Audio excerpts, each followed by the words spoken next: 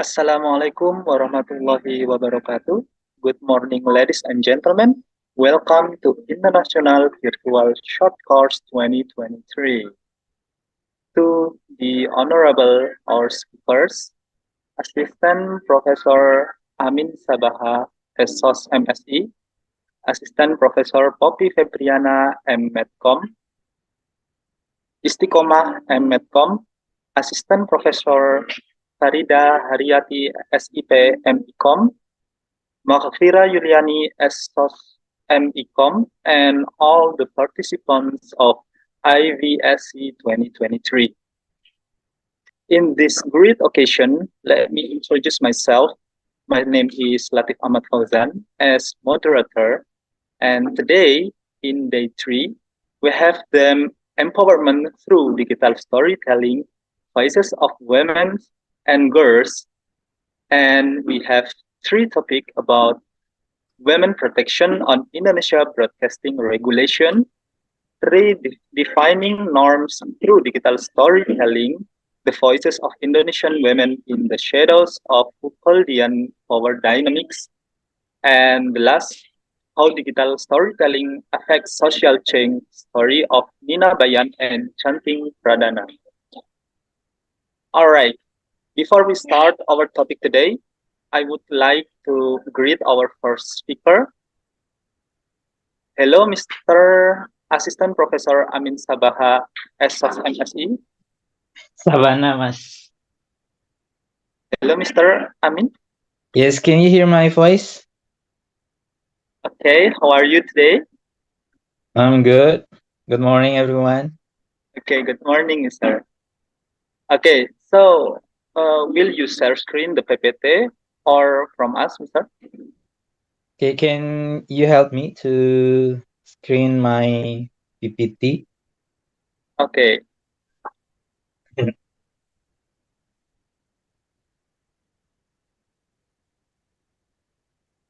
So, for how long? My presentations? okay, we have 1 hour for delivering materials and discussion session. So, Oh, two session. 1 hour including Q&A. Yeah, 1 hour. Okay. And I will remind you if time will running out. Okay. Uh, is PPT ready?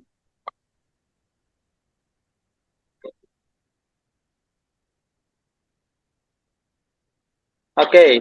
Okay. Uh, and all for the participants who want to delivering question, you can raise hand or text through this chat room in question and answer session. Okay, are you ready, Mr. Amin? Yes, yes, yes. Okay, then time is yours. Okay. Assalamualaikum warahmatullahi wabarakatuh. Good morning, everyone. It's my pleasure to have presentations this morning with you. Well, as mentioned from the moderator, I will deliver topics on women protections in Indonesian broadcasting regulations.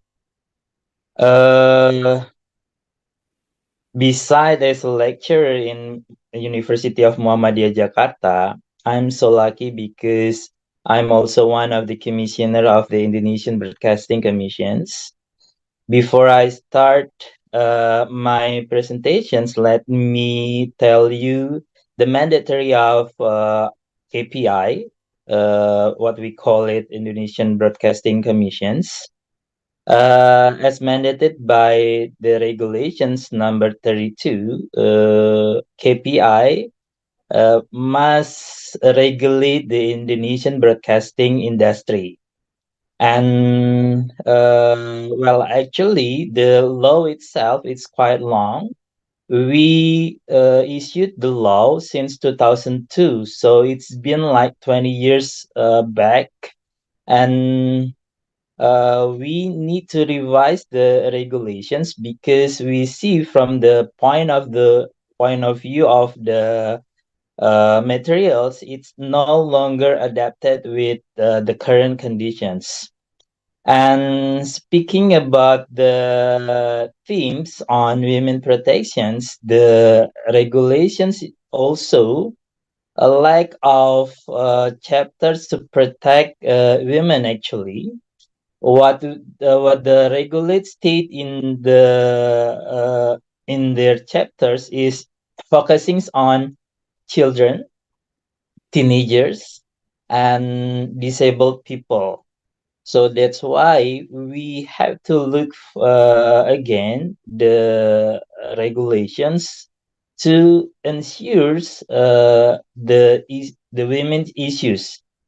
That's why this from this forum, I would like to share you what we captures on women protections using the existing of the regulations.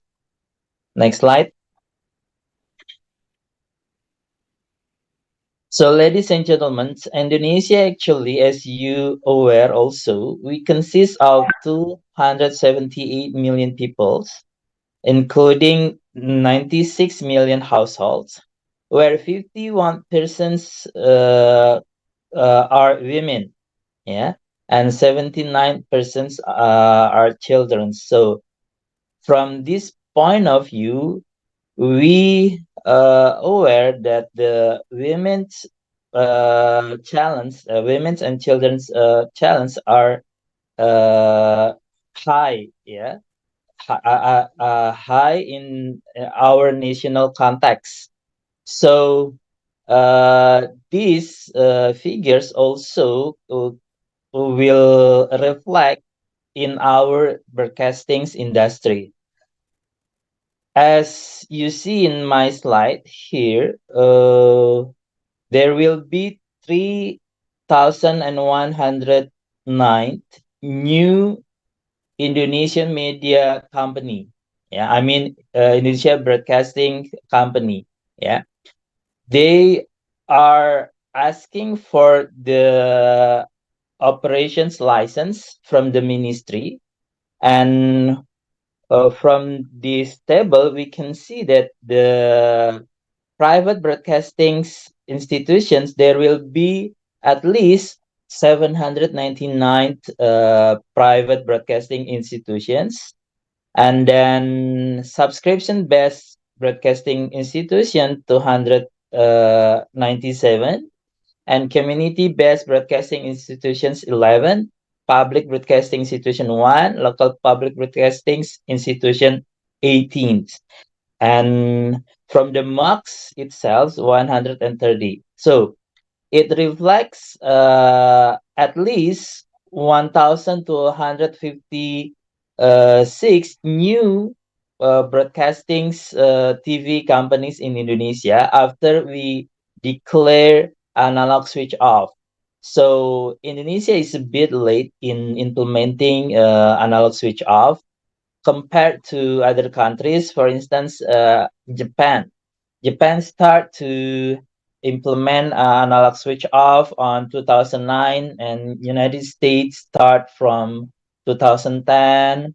And compared to Malaysia, compared to other Asian countries, Thailand, Philippines, Indonesia is a bit late, but praise be to Allah, we commit to implement the analog switch off last year's November 2022, and then we claim that we commit to do the nationwide for the ASO since August 2023. Yeah. So what we can see from this figure is the challenge of the women's issues in our broadcasting industry is bigger. Yeah. Today we only monitor 15, yeah, 15 terrestrial TV nationals, and what we see, it means 100 times number of new TV broadcasting company will be there, yeah, maybe in 2 or 3 years again, yeah. So the challenge, of course, like I mentioned earlier, including how we protect the women issues in our TV industries. Yeah. So next slide.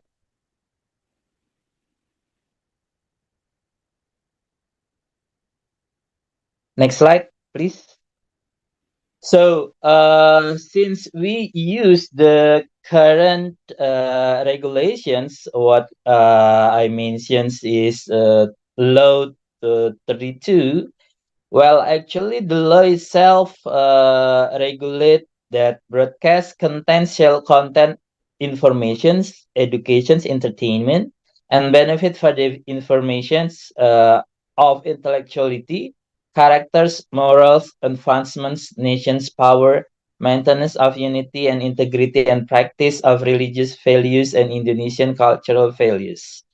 And broadcast contents must also provide protections and empowerment to particular audience, namely children and teenagers, by broadcasting the programs at an appropriate time. So from this point of view, we can see that no specific on women.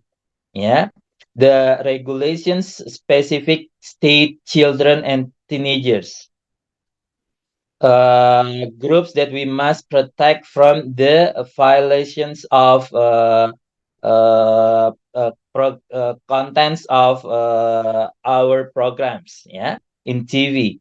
And last, broadcasting institutions shall state and or mention the audience classifications in accordance with the broadcast contents. So, what does it mean with the classifications? We put five classifications for our audience, yeah, to classify the time zones, to classify the contents, to classify the what do you call it, yeah, the regulations, yeah, once the TV companies violate the rules, so we will give them the sanctions, yeah, the administration sanctions. So therefore the industry, the TV industry must comply with the classifications. Next slide. So, ladies and gentlemen, Indonesia Broadcasting Commissions, are what we call KPI, is actually public representatives. Yeah. Uh, as public representatives, the law, yeah, mandated us to set standards for broadcasting programs, or what we call P3SPS, and then we also draft rules and establish a code of conduct on broadcastings, oversee the implementations of rules and code of conduct on broadcasting and standards for broadcast programs.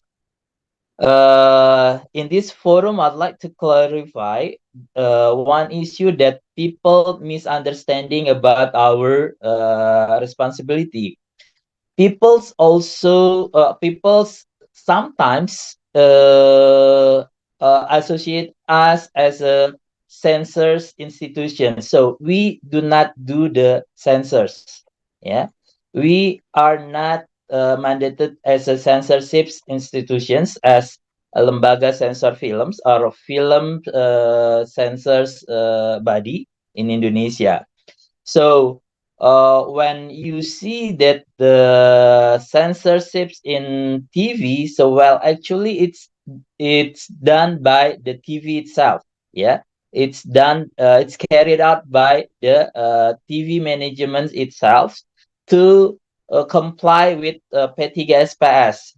Because when we, like I mentioned earlier, when we see that the TV company violates the P3SPS, they will get the sanctions from KPI. So that's why the regulations also mandate us to impose sanctions on violations of rules and guidelines on broadcastings behavior, and standard for broadcast programs. Last, coordinate and cooperate with the government, broadcasting institutions, and the public. Next slide.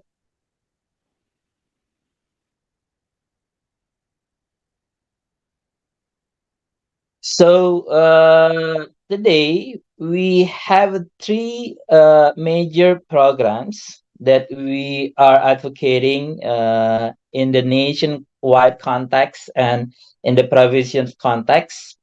First programs is the revisions of the broadcasting law, like I mentioned earlier, because the current regulations doesn't adapt with the this today's era, and then lack of chapters to protect women's issues. Yeah, and then also we after do the revisions of the broadcasting law, we need to do the revisions of petty gas pass as well. Yeah, to have a more detail on women protections. Yeah, and next priority programs is analog switch off. Yeah, well, actually, the government provide approximately 5.2 million set-top box, yeah, for the low income peoples, and this is also the problems because not all the set-top box has been distributed by the MOOCs companies that we appointed to do the distributions.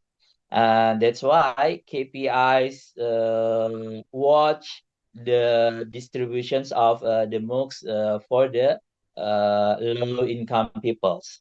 And then since we are going to have the general elections, one of the sexiest issues for the KPI is to monitor of election broadcast contents. Yeah.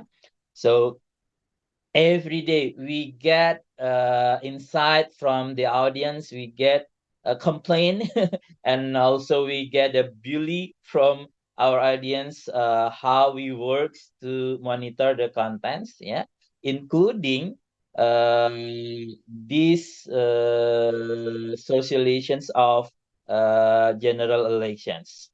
So there are the priority of our programs this year's. Next slide. So well, actually, we have 160 monitoring staffs. So what our staff do is they watch TV 24 hours, 7 days. Yeah, we shifted them for shifts. Yeah, one shifts for 6 hours. Yeah, and they must watch every single second of scenes of the contents uh, uh, even when they want to go to the restrooms, they have to get the permission from their managers, and then the managers will sit and back up them to watch the contents. Yeah. So what we get from the monitoring staff on portrait of women in our TV industries is one, women's capture as a disease of society, yeah, an object of male sexual gratifications, a criminal rap wants to be treated properly, yeah. And the second one, for the widow, yeah, sometimes we see TV give us the seductive and sensual portrait on women, yeah. And the widows is always captured as stealing people's husband or other women's husbands, yeah, and or the abusers, yeah, and then easy to marry and divorce, yeah, selling love, yeah. So this is the pictures that sometimes we see from our TV. And then also we see how the media built the portrait of lesbians, yeah, as a mentally ill, as a sinners, contagious, victims of family conflict, yeah, need to be cured, yeah. And the last portrait is women's sometimes as a victims of domestic violence, yeah, attached with degrading issues, yeah.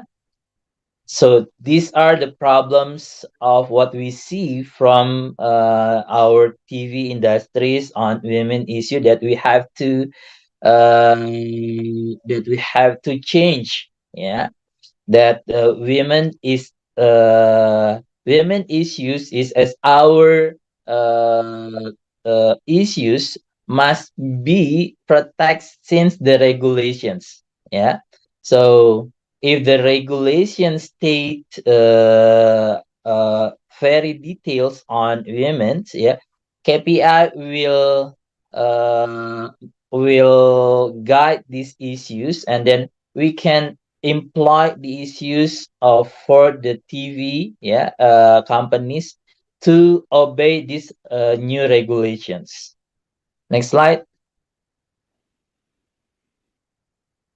So from the regulations on law of the Republic of Indonesia 32 of 2002, yeah.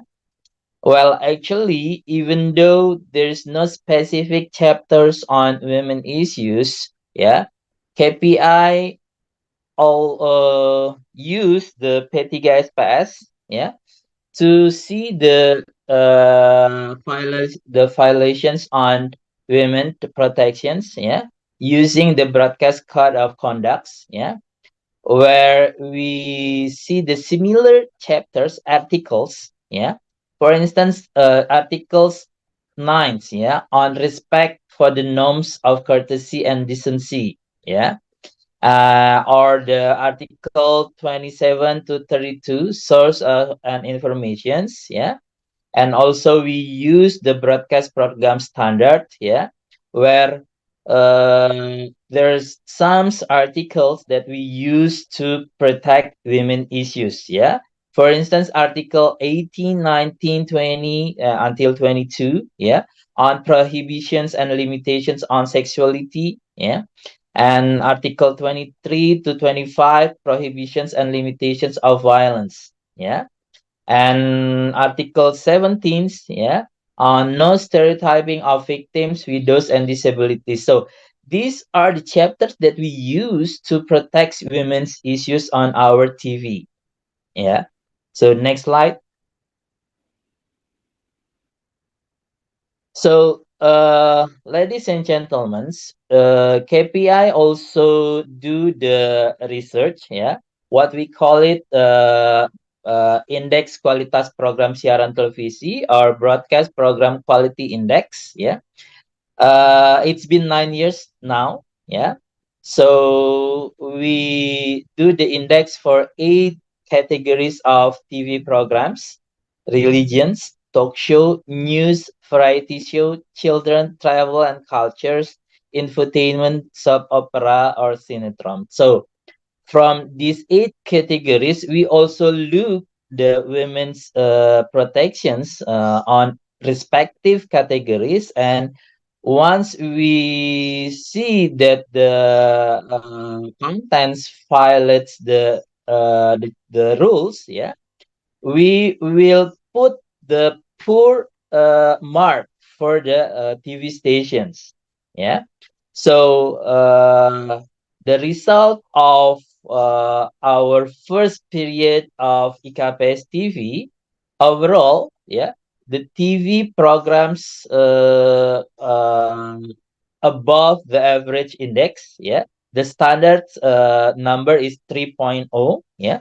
So far, the average index 3.18, but there are two categories are under the quality. Yeah, there are infotainment and soap opera categories. Yeah, where the uh, grade is 2.80 and 2.78.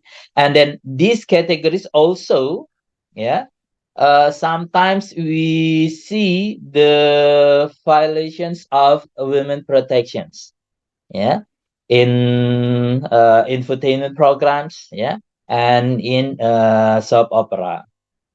Slide, next slide, please.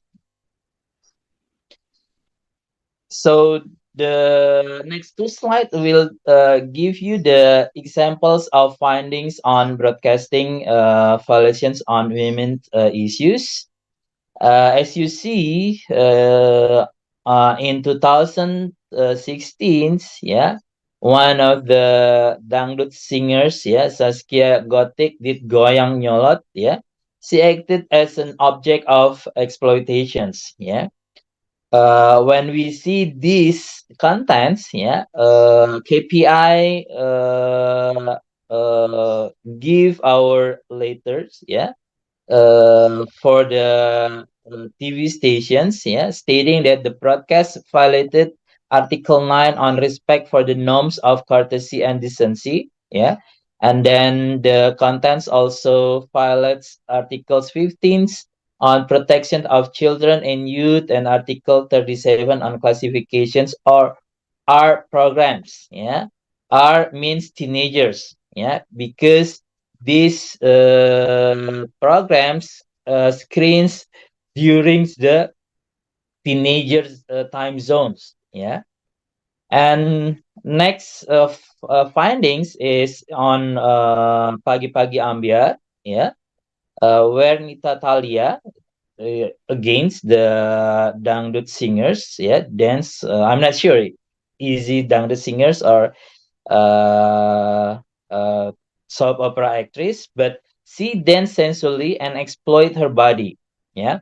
So we send our letter to the TV station stating that the broadcast violated Article 9 on respects of for the norms of courtesy and decency, Article 15 on protection of children and youth, and Article 37 on classifications or teenager programs. Slide. Next slide, please. And again, in our one of variety programs, yeah, Pagi Pagi Happy, yeah, in 2019, features singers singing vulgar lyrics and dancing sensually, yeah. We use the same articles when we send the letters to the TV stations, yeah. And last is on Rafi, Billy, and Friends programs, yeah, in 2020, yeah.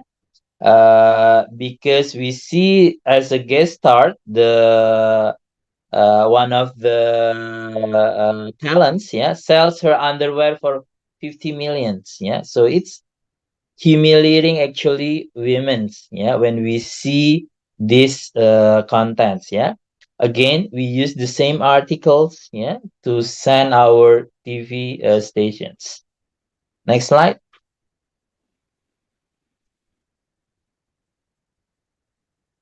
So beside giving the sanctions for the TV companies, well, actually KPIs also care with our media companies, yeah.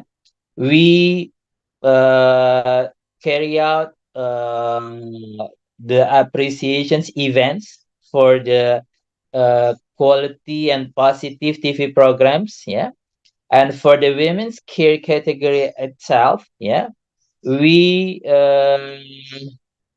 give since 2019, yeah, the women category, yeah.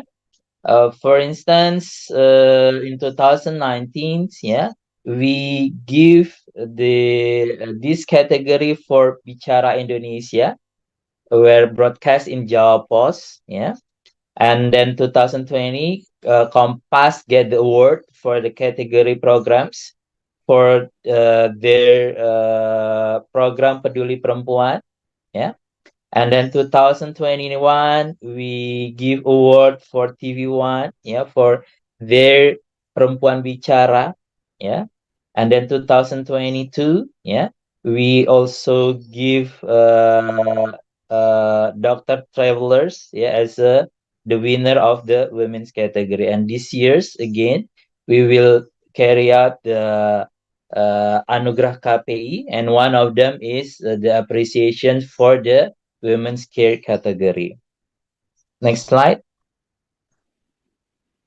So, what we can see from my presentations, actually, once again, I'd like to emphasize that we need stricter regulations, yeah, on how we protect women issues in our TV, yeah, and that's why we need your support to have the revisions of the broadcasting law and then the revisions of petty gas PS, yeah, because the challenge is getting higher and bigger, since there will be, like I mentioned earlier, at least 3,000 new broadcasting media companies in Indonesia, since we claim that we are doing the nationwide of analog switch off. So I think that's all my presentations, and I will be open for Q&A with the audience. So I'll give it back to the moderator. Thank you. Wassalamualaikum warahmatullahi wabarakatuh. Waalaikumsalam warahmatullahi wabarakatuh. Wow, very interesting topic from Mr. Amin about the topic is women protection on Indonesia broadcasting regulation. And here uh, we have a question from participant regarding to women's protection in broadcasting regulation. What will happen in future? Is it going better or otherwise? Are women going to get more existence and space in broadcasting regulations? Thank you. Okay, thank you, Ibu Hana Nur Hakiki. Yeah. So we hope that by having the new broadcasting law, we will put more portions, yeah, on women issues. Yeah. Like I mentioned several times on my presentations before, yeah, we need this firm regulations to protect women, yeah. So when we have the specific articles on women issues, we can do stricter sanctions for the broadcasting companies who violates the law, yeah. So in this case, of course, we push the specific articles, yeah, for the what you call it, yeah, for the better situations, for the better protections on women, yeah, in our media space, specifically in broadcasting companies, yeah, in TV and radio. Yeah. So and of course, after the regulations, the new regulations, we must have the new code of conducts, yeah, the new petty gas PS, yeah, because the existing petty gas PS, like you see from my slide, yeah, we don't employ the specific articles on women's, yeah, we use other articles, yeah, to protect women's issues, yeah.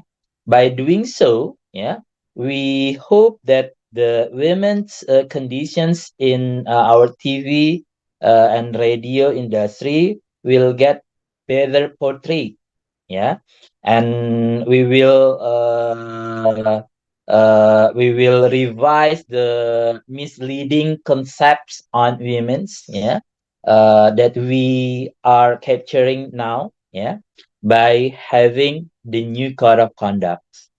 Yeah, is that answer your questions, Ibu Hana? Okay, I think Yes, pretty sure. Thank you, Mr. Amin. Yes. okay. Okay, thank you very much, Miss Hana. And then the next question is from Istiqomah Purnomo. Currently, there are many television programs that include LGBT issues from soap operas or reality shows. So, what do you think about this? Does this indicate that LGBT is accepted in national broadcast media in Indonesia? Okay, thank you, Ibu Istiqomah Purnomo, for your interesting questions. Yes, well, actually, today we are still see the content of our TV programs, yeah, using the LGBT not issues, yeah, LGBT as talents in their TV programs, yeah. But well, if you compare to 15 or 10 years back, yeah, the conditions is getting better actually, yeah. After KPI give a strict sanctions for the TV programs, yeah. What we do last times, we call the TV stations, yeah. We call the talents, yeah, to give their educations that TV and media industries must responsible to protect our kids, yeah, from the promoting of LGBT issues, yeah, and even there once situation we invite the late of Olga Saputra, yeah, because at the times we see the actress, yeah, seems promoting the LGBT issues. And then at the times, we put him and the TV stations and the TV programs in one forums, yeah, with the LGBT groups where they advocating the LGBT issues, yeah. At that times, the civil society, yeah, also delivered their complaints about the programs, yeah, even though there are from the LGBT groups, yeah. What the groups state at the times is they are very they were very humiliating, yeah, what the late of Olga do in the TV, yeah, because they do not want, yeah, the LGBT issues as a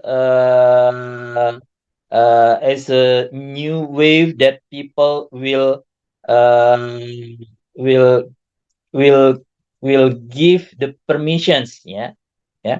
So they ask at the time the TV programs to change their actings of the talents, yeah, not not to what do you call it, over in doing their acting in TV, yeah. So people will get misunderstood, yeah, with the LGBT groups, yeah. And then at that time, the lady of Olga was crying, and then he apologized, and then since that, the content is getting lighter, yeah. Even though there's still one or two talents, yeah, from what we can see LGBT groups, yeah. But yeah, still KPI do the monitorings, and once we see the violations and specifically content in promoting LGBT, we will do the same things. We will send the letter to the TV stations and the TV programs, and we will give their educations. Yeah. Well, actually, KPI consists of 9 commissioners. Yeah, I'm only one of the 9 commissioners, and weekly we have a sanctioned meetings. And for the LGBT issues, we have one solid decisions. Yeah, and we have the same responsibilities, yeah, to protect our kids from this kind of issues, yeah. And that's why the TV programs is no longer overexposed in kind of promoting LGBT, yeah.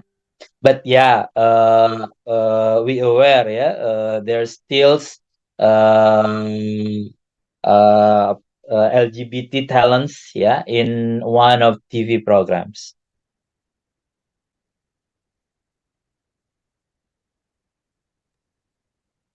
Okay, I think that's already answered the question. Okay, the next question is from Miss Poppy Febriana. Nowadays, YouTube become new television for Gen Z and also Alpha. They no longer watching TV in conventional ways. True, they watch Trans TV, for example. They just take the small part that they love.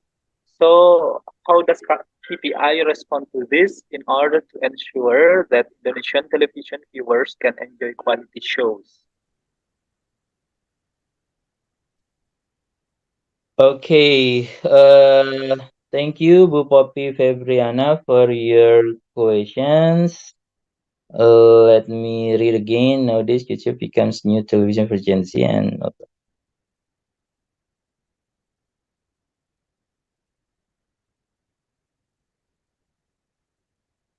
okay, this is the challenge, of course. Yeah. To get back the audience, especially the for Gen Z, to watch TV and listen to the radio again. Yeah. Yes. This is the situations that we are aware in KPI. Yeah. And one of the reasons is because the quality of our programs, yeah, it makes the audience move from watching TV and listen to the radio to access the social media through internet, yeah. And one of them is YouTube's, yeah. And that's why KPI, we intensify our TV literacy, broadcasting literacy to our audience, yeah.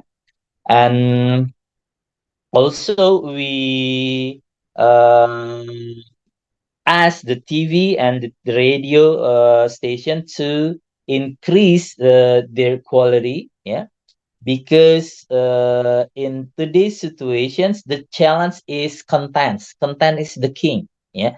When you win the contents, yeah, you will get the attention from the audience, especially from the Gen Z, yeah, and also Alpha, yeah, because TV, like you said, is no longer the main channel, yeah, for them, yeah, for the younger generations to get the information that they need, yeah. But through these difficult situations, yeah, what KPI always mentioned to our people, yeah, not only for the Gen Z and Alpha, yeah, uh, emphasizing that TV and radio is the two channels that you can rely on the accuracy of informations instead of the media socials. Yeah, you can get the hawks, the tsunami of hawks. Yeah, in media socials. Yeah. And then the black campaign and the negative campaigns in media socials. Yeah, in TV and radio still, yeah, we can see the evaluations of the TV owners, yeah, for instance, in political point of view. But compared to the media socials, yeah, TV and radio lack of talks, yeah, because the process of the news or informations is uh,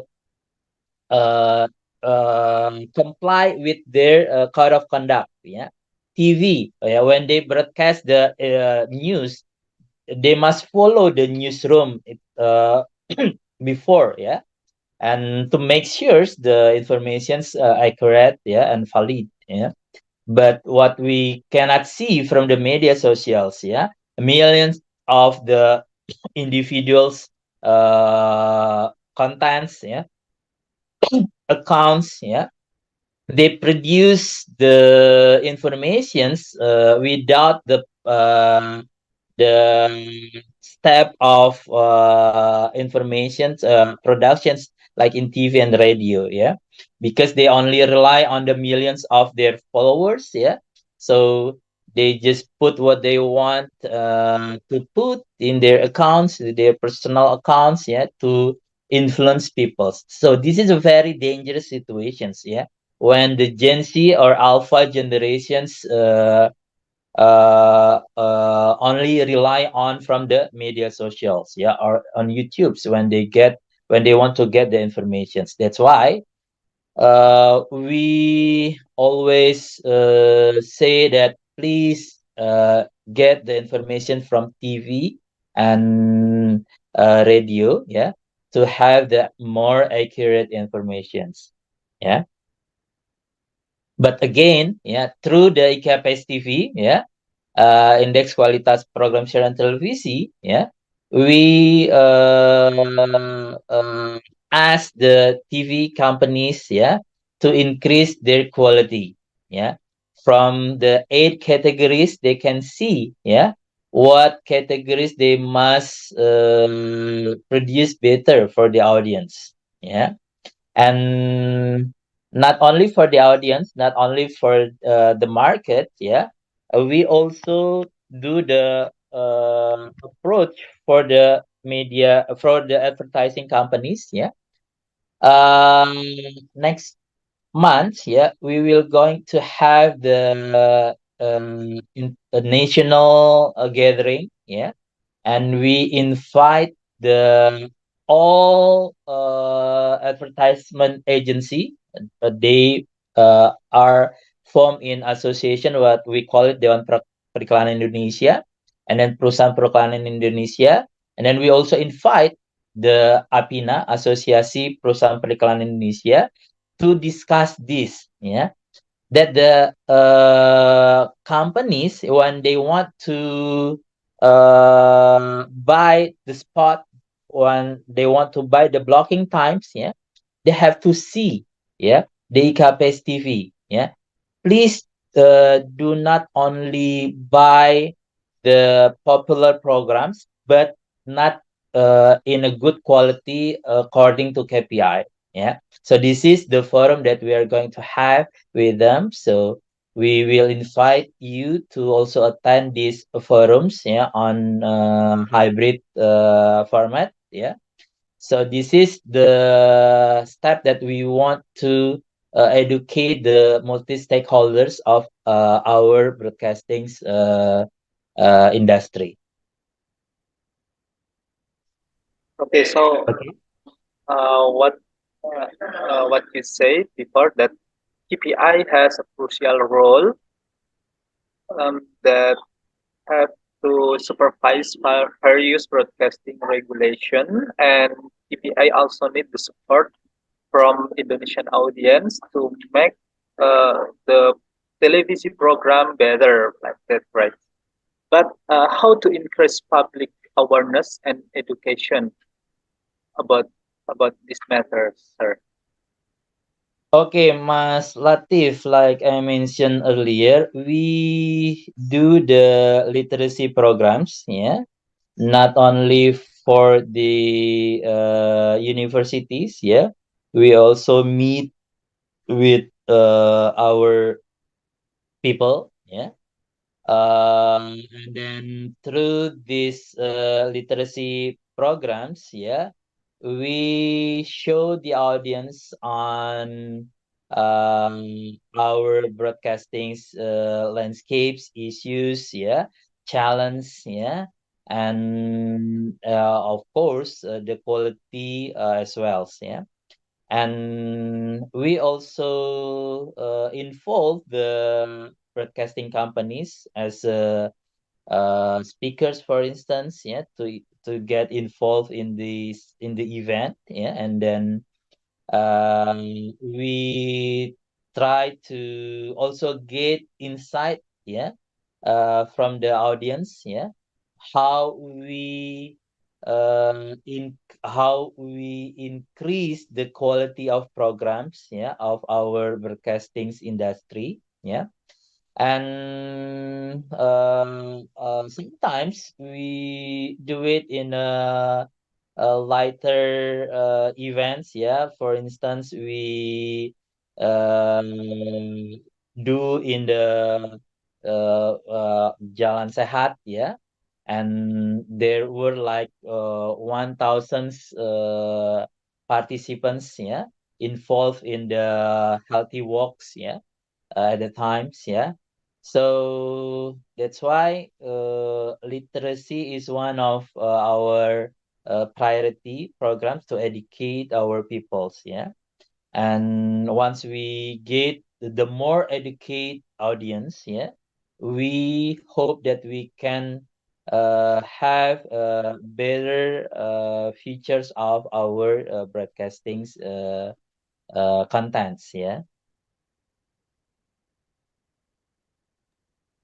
Okay, thank you for the question, Mr. Amin. But I have one last question to you.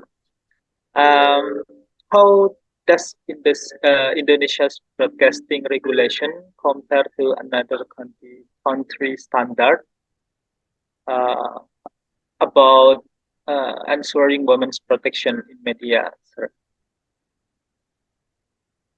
Well, yes, compared to other countries' law, yeah, frankly speaking, our regulations is lack of the articles on the women protections. Yeah, for instance, in United States of America, even though they're very liberal, yeah, but for these issues, yeah, they are very serious to protect the women's issues, yeah, in their broadcastings industry, yeah. But yeah, again, we are not trying to see other countries' regulations because we have different cultures, yeah. We have different values, yeah. We have to put our own values, yeah. We have to put our own norms, yeah, to into our regulations, yeah. And that's the challenge that we have to advocate in our new broadcasting law, yeah, and including on women issues, yeah. Yeah, um, I believe every countries tries to put their own norms, yeah, in their broadcasting law, like what we want to do in Indonesia.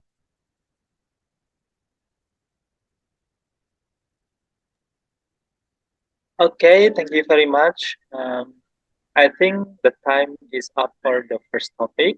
Thank you very much for conveying such extraordinary presentation to all of us, Mr. and answering all the questions. Okay, Okay, thank you, Mas thank, Lutfi, and to all of you. uh, thank you very much, Mr. Assistant Professor Amin Sabana, SOS MSc. And we will break for 10 minutes before step up in the next topic. Okay, see you.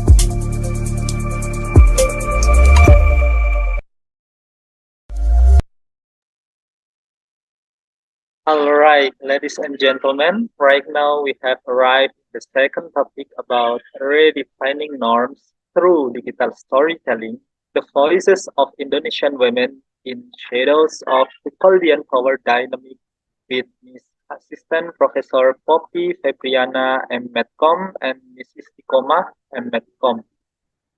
Okay, hello Miss Poppy and Miss Istiqomah. Halo, Assalamualaikum, Mas Latif. Hello, Miss Poppy. Waalaikumsalam warahmatullahi wabarakatuh. How's great today, Miss? Yeah, a little bit cloudy here. So the Oh, weather quite good in Sidoarjo. okay. Okay, Miss. Will you share screen the PPT or from us? From the operator, please. Okay. Okay, please. Operator.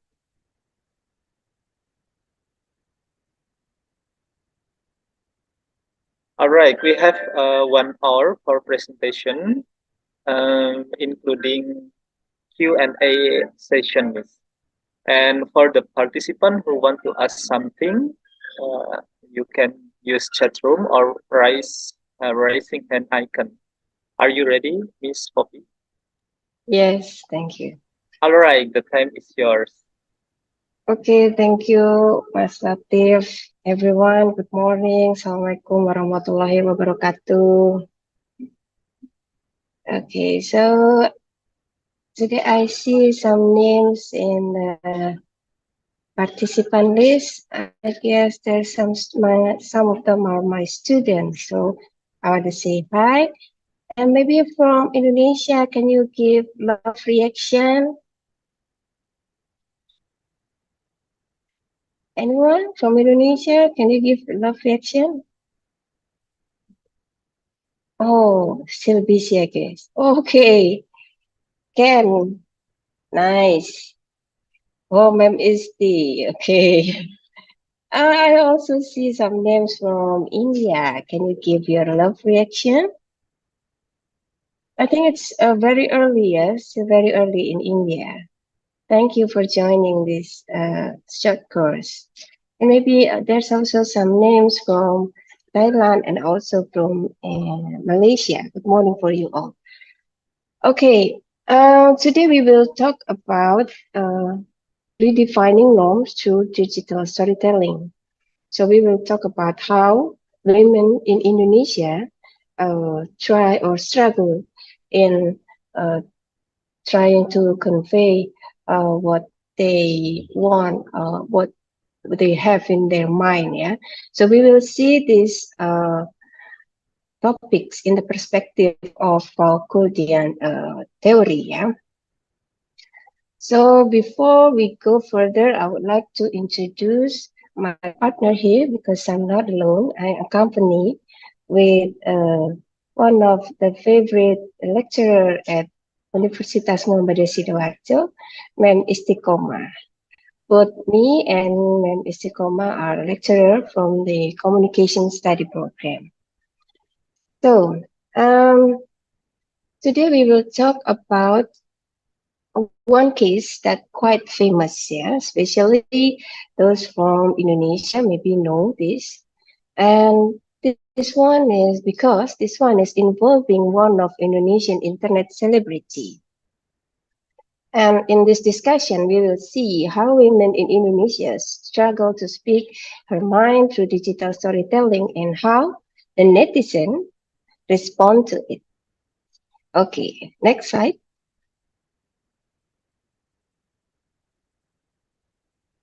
Okay. Is there anyone from the participant knows this one, this girl? Her name is Gita Savitri. So maybe I will tell you a little bit about Gita Savitri. Gita Savitri is a girl from Palembang, and right now she stays at Germany studying chemistry. And start from 2029, she started to share her daily activities while she's studying at Germany. And I think it's quite grab a lot of attention from the netizen, especially from Indonesia. So the more and more she shared her story, her digital story, she get more attention, she get more followers, yeah. Until finally, in 2017, she tried to write all her story in a book and publish it. And this book also become one of bestseller books, yeah. But then, after she grabbed her fame, in 2021, there's a controversy about what she said at the very first time on her Instagram. It happens when she responds to one of her followers' comment. Yeah. Next. So this is where the controversy began. Yeah. At that time, uh, one of her followers comment on Gita Savitri picture. Uh, Maybe if I translate it, the follower said, "Oh, Gita, I'm 24 years old, but Gita, who's now 30 years old, she looks younger." That's what she said. But then Gita comment, "Not having kids is indeed natural anti-aging.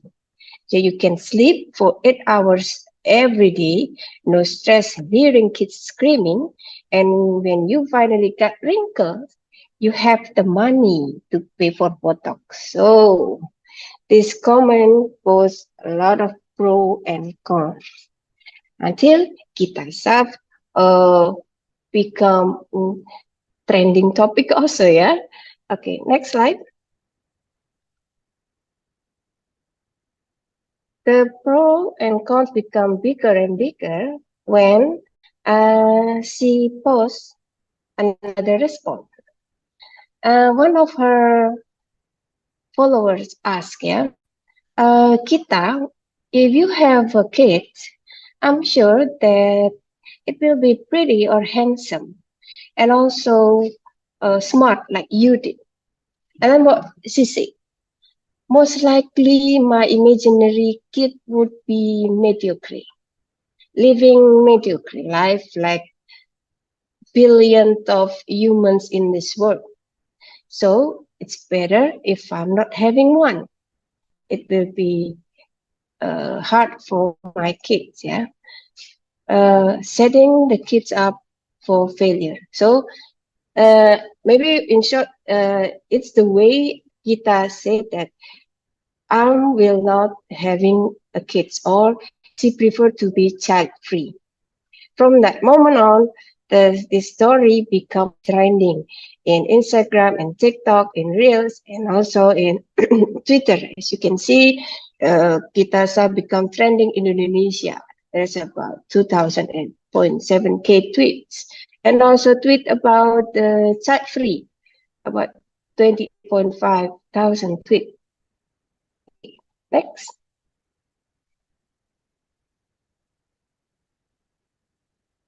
What makes people interesting with this topic is because before kita married, so what you see in this picture is one of Gita's posts before she get married. Yeah, the man beside her now, her husband, and what she said before is that she dreamed to have a kid with her boyfriend. Later, if they got married, she want to have 2 children, and then she dream how she will go. She and her husband also will go pray together, salat berjamaah, and something like that. That's what she said before marriage.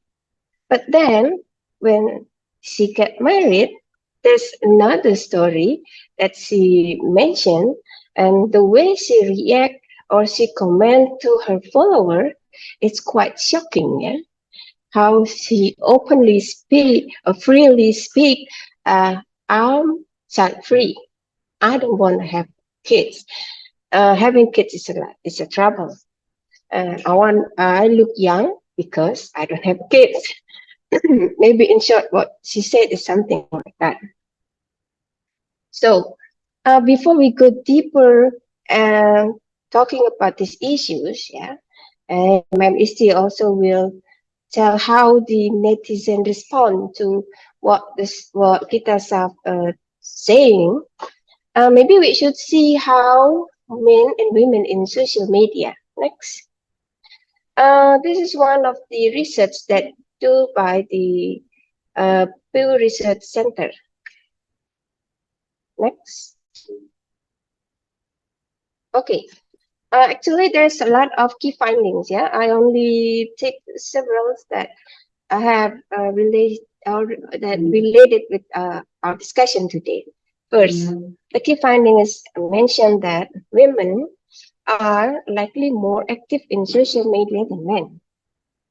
Who agree with this? Please raise your hand.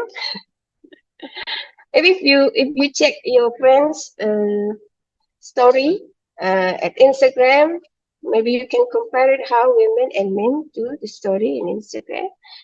Mostly women more active, and so if you see the picture, her picture, profile picture is like a dot. That's just a lot of story that she posts, yeah, every day, every minute, every hour. This is the first one. And the second one, women are more likely to be actively engaged in interacting with friends and family through social media.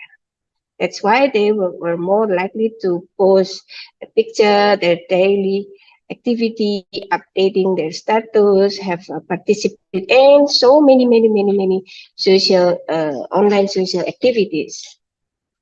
While in contrary, men were more focused on news and current information when he using social media. They were, if we use the social media, maybe men were more likely to tell his follower about his hobbies, something like that, or try to find information about the political news or the current issues that happen, something like that. So if we see there's a difference between how men and women using social media. Because of this point, that what makes the discussion about how women do the digital storytelling is quite interesting. Yeah. Okay. Next. If we talk about digital storytelling, then we cannot set aside the social media because, as you know, that social media is the medium for the digital storytelling. So if you see now, social media has become a prominent platform for digital storytelling because it allows individuals or those who have businesses or those who act in organizations to share their narrative, to share their story and connect with audiences. And not only connected, but also have engagement in the various forms of communication. You can have engagement through DM, through like, share. So today also I have engagement with you through likes, or maybe later in the some of you guys are directly asking questions. But you can do that also in social media. Just this morning, I have engagement with one of my favorite friends to Shopee Live because it's now 11:11, yeah. Good time to buy something in a cheap way. Okay, next. Sorry. So we will discuss how each of the social media gives space for you, for women, for anyone who have it, can access it to do the digital storytelling. Yeah? So I will not tell all the social media. I will take 4 of it. Yeah, I think this one is quite famous. Yeah, among Asian people, especially in Indonesia. First, Twitter, yeah. Twitter known for its limited character, yeah, which encourage those users to give a concise storytelling. It's quite challenging. So the user often use hashtag to categorize content and make it discoverable because they cannot tell the whole long story in one single post. So they use hashtag to keep the followers know how the story all goes on. Yeah. So the digital storytelling on Twitter may involve sharing short anecdotes, updates, or links, or through longer content hosted elsewhere, such as article, blog posts, or videos. And the next one, we will talk about the Instagram. As we know that Instagram focuses on visual storytelling. I'm the first user of Instagram, and I really love it because as I remember, the first time I become a member of Instagram, it's just simply like your daily journal through picture. At that time, the maximum followers that you can have is only 250 people. And the picture that you can post is only in a square, exactly square shape. Yeah, you cannot have other shape. It has to be landscape, no portrait. If you have a portrait picture, then half of your body will get cut. Yeah, something like that. And then a few moments later, Instagram increasing the followers. So I can have the followers until 500, and then now you can have unlimited followers. Yeah. So in Instagram, the digital storytelling it often includes the sharing of moments, experiences, or narrative through carefully curated pictures, videos, and also captions. Yeah. Okay, next. The other favorite social media in Indonesia is Facebook. In Facebook, the user can allow to have a combination of text, image, video, and also post a longer content. So that's why Facebook is suitable for a variety of storytelling approaches. Yeah. If you see at Facebook, the user can get longer posts, and they can also post articles, video to convey or strengthen their narrative. And then the next one, YouTube. YouTube is a video-centric platform, so it's a ideal platform for those who love to post a long form of digital storytelling in a video or in a movie. Yeah. So user can create vlog, documentaries, tutorial, and so on and so on and so on. And the storytellers at YouTube, you can use this channel or this platform to share their personal experiences, and they can also have content who have educational values or create creative narrative to videos. That's the difference, yeah. But each of these social media basically give a space for netizen to do their digital storytelling. So now then, it will be up to the netizen which one is suitable for them. Yeah. Okay, next. And then we will see how the digital storytelling, if we try to understand it from the eye of the Michel Foucault theories. Next. If we see that from Michel Foucault perspective, digital storytelling can be analyzed within the context of power, knowledge, and the construction of subjectivity. As we know that Foucault viewed power as something that dispersed through the society and manifested itself in various ways. So Foucault is one of the theories that I really love. Yeah. And okay, there's There are several theories from Foucault that we can connect with the phenomena of digital storytelling. Yeah? The first one is the power in narrative creation. In this point, Foucault would emphasize that the creation of digital narrative in a form of power because narrative influence how individuals and groups understand the world and also themselves.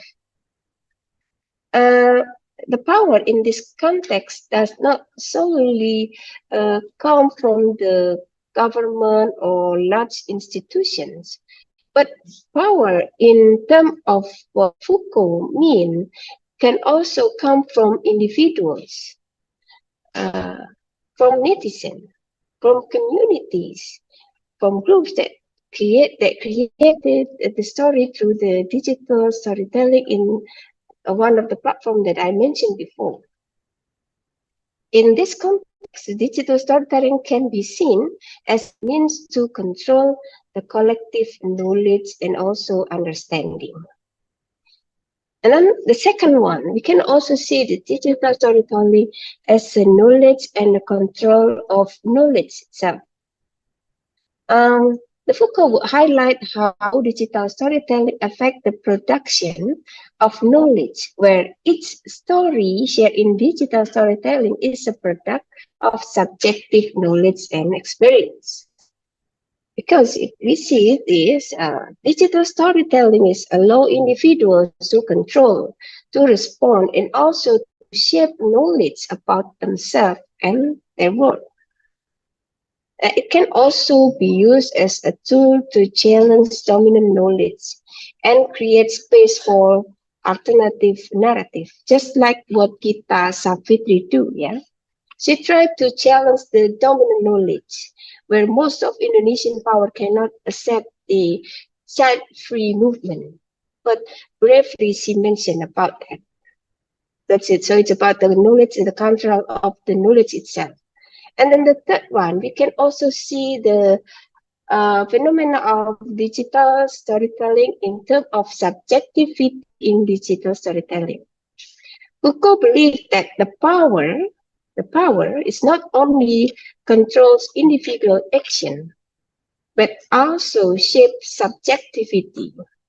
In the context of digital storytelling, the storyteller itself and the audience may undergo the process of self-governance, where they decide how a story is to be told and received. So in this context, for example, major technology companies can wield significant power in determining the types of the story that is prohibited on their platform and which story that should be hide. Yeah. So this is what Foucault said about the control of technology. And then the last one, this phenomena is also related with one of the famous Foucault concept about panopticon. But because this is happened in the internet media, so we can call it as a digital panopticon. And this concept, Foucault see the panopticon where the individuals in social media can monitor themselves due to the potential for surveillance. You have a CCTV at your home, yeah? Maybe you have CCTV and your mom is watching somewhere else. But you don't know when your mom sees the CCTV and when she does not. But every time you will feel like somebody is watching you. That's the concept of panopticon, yeah?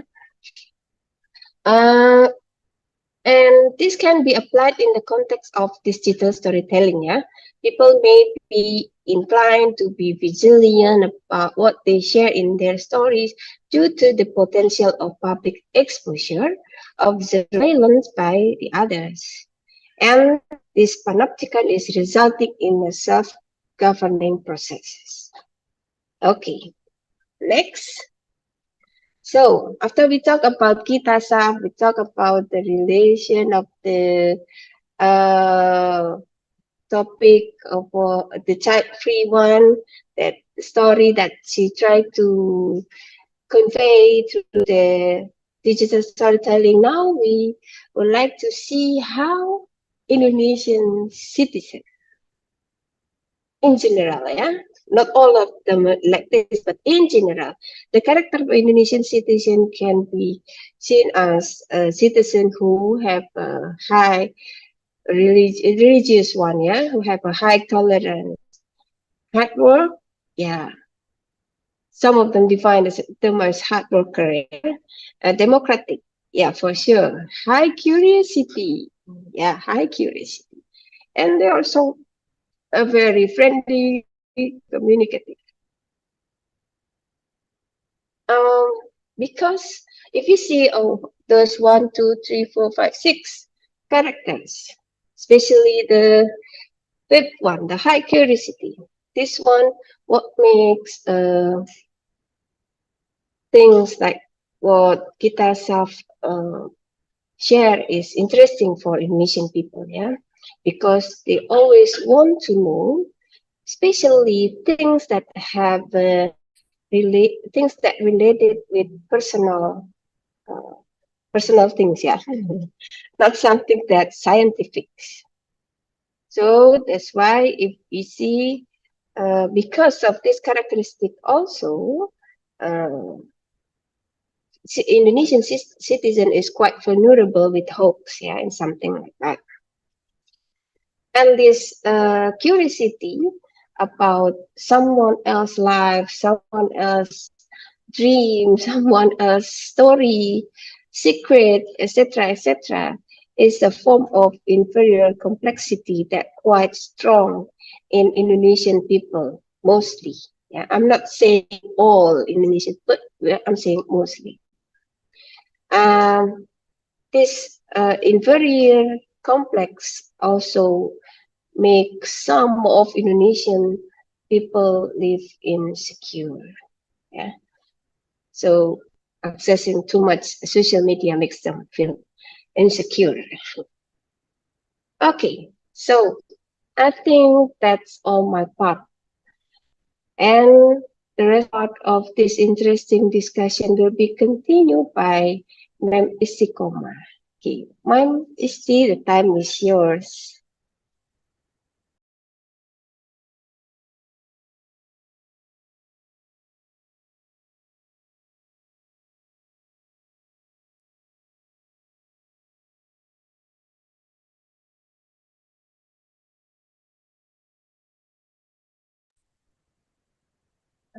Okay, thank you, Mr. Gopi. Continue now. Please, next slide.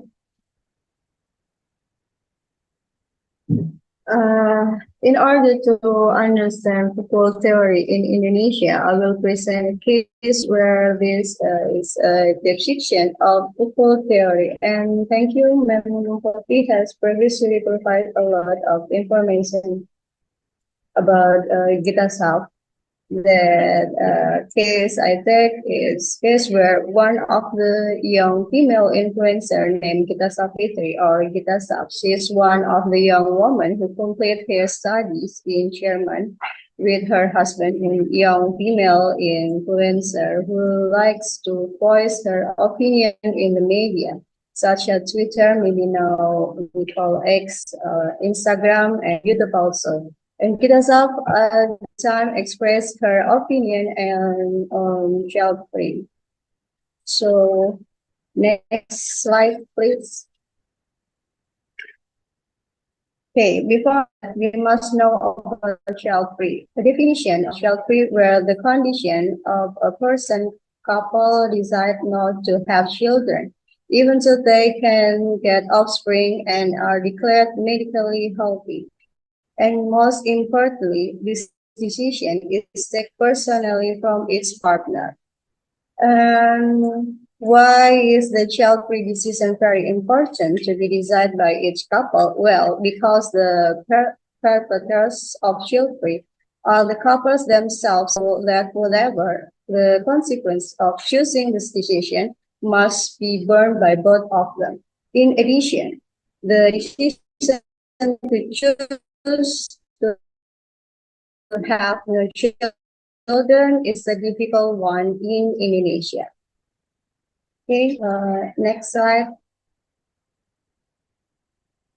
Okay, next slide. Okay, thank you. In here we can see how the tweet and blasphemy of netizen begin.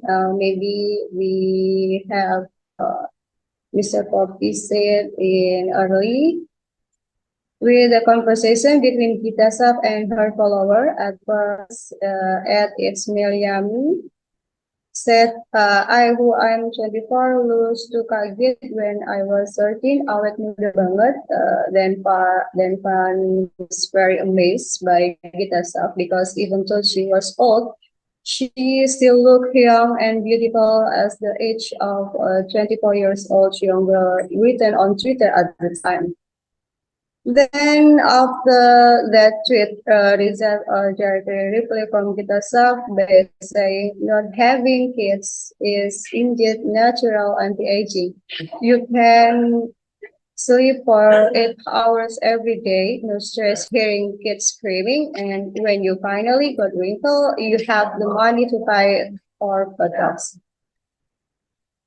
So here the response from Gita Saf is considered controversial and inappropriate in giving answer to his followers. So various response begin to emerge from this conversation. And next slide.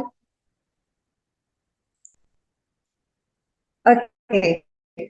In here, we see that Gita Saf want to change the norm that has been developing in Indonesia about child free, as follow the decision children or not is everyone's right. Spread her opinion to be accepted in society, and use social media as a medium to express opinion and views.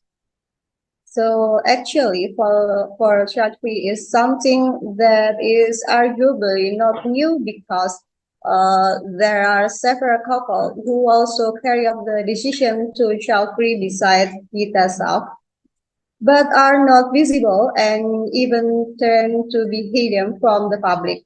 So this is what makes child free a new thing on the surface through Gita Saf opinion. Now, the following are the reasons why child free in Indonesia has a limitation. Maybe I can say one, child free is something new and unfamiliar to Indonesia. It is still rare for Indonesia to know this, especially if they are not millennial or Gen Z generation. Child free is considered incompatible health or religion in Indonesia. In Indonesia, we have 6 religions, and out of all the religion, more say that having children is a gift. Like in Alkitab, in the book Genesis, Kitab Kejadian, in 28. And the third, child free is bad for population growth. In the last few years in Indonesia, now about 2 years, last 2 years, has experienced a decline in population due to births.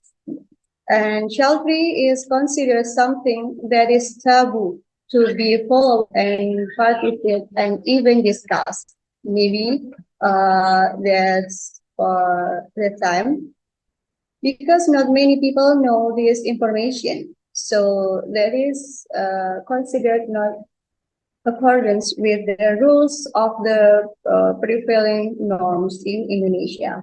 And 5, child free does not reflect Indonesia culture, which always uphold family value. Besides because it is deep note culture in Indonesia that having children of the marriage is a commonplace and become a little mandatory to continue the generation and continue the family. And 6, child free has a negative effect on the younger generation. Some of the followers and founders of child free community in Indonesia our generation from millennial era and generation Z. So next slide, please. So that the effect of the opinion that kita subset on social media for several response from netizens such as, so here the netizen comments say if in here three comment, kita seems to dislike children because of the patriarchal culture and it is shameful for kita to have children. And two, Kitasap is least able to manage himself. And three, Kitas childhood trauma. So next, please. Next slide, please. Okay. And this still from netizen comment are getting more nasty than ever as followers, but Kitasap shows Moscow psychiatry or Gitasaf is said to be burned. So that's so rude about their comment. Yeah. And next slide, please. Okay. And here are the comment of netizen in the form of video about child free.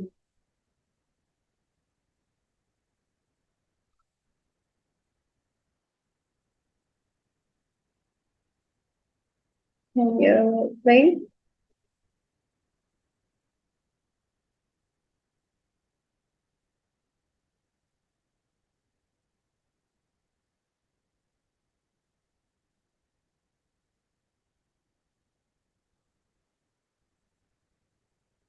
Okay.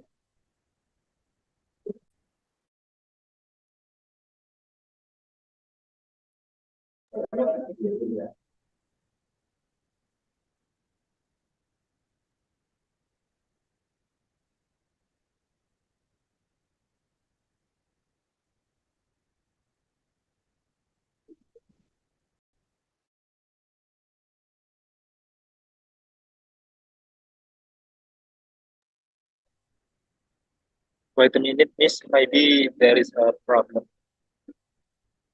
Okay. I'm reading.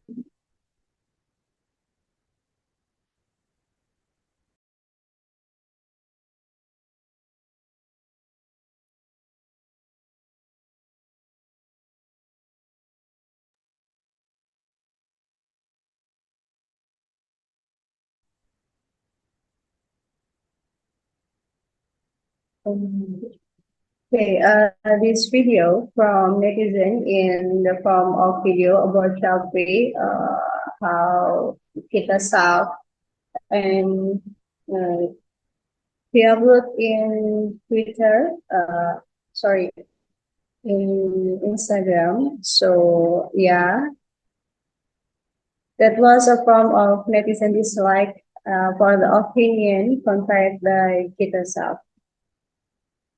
You can play or not. Ma'am, is there maybe I will play the video from my laptop? I will share the screen. Operator, can you please stop the share screen? Please, operator.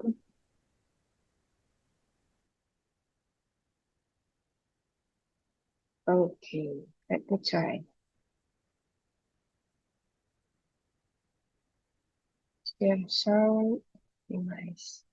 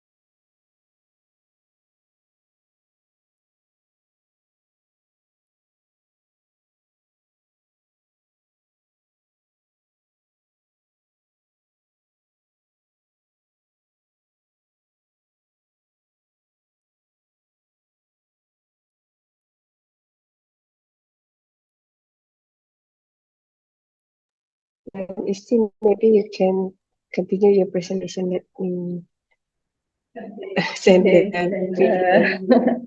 I'm sorry. Okay, thank you, Miss Poppy. I'm sorry for this. You can play about this video, but this video telling about netizen dislike for the opinion conveyed by Gita Saf. Maybe we can see in other time. Okay, next slide, please.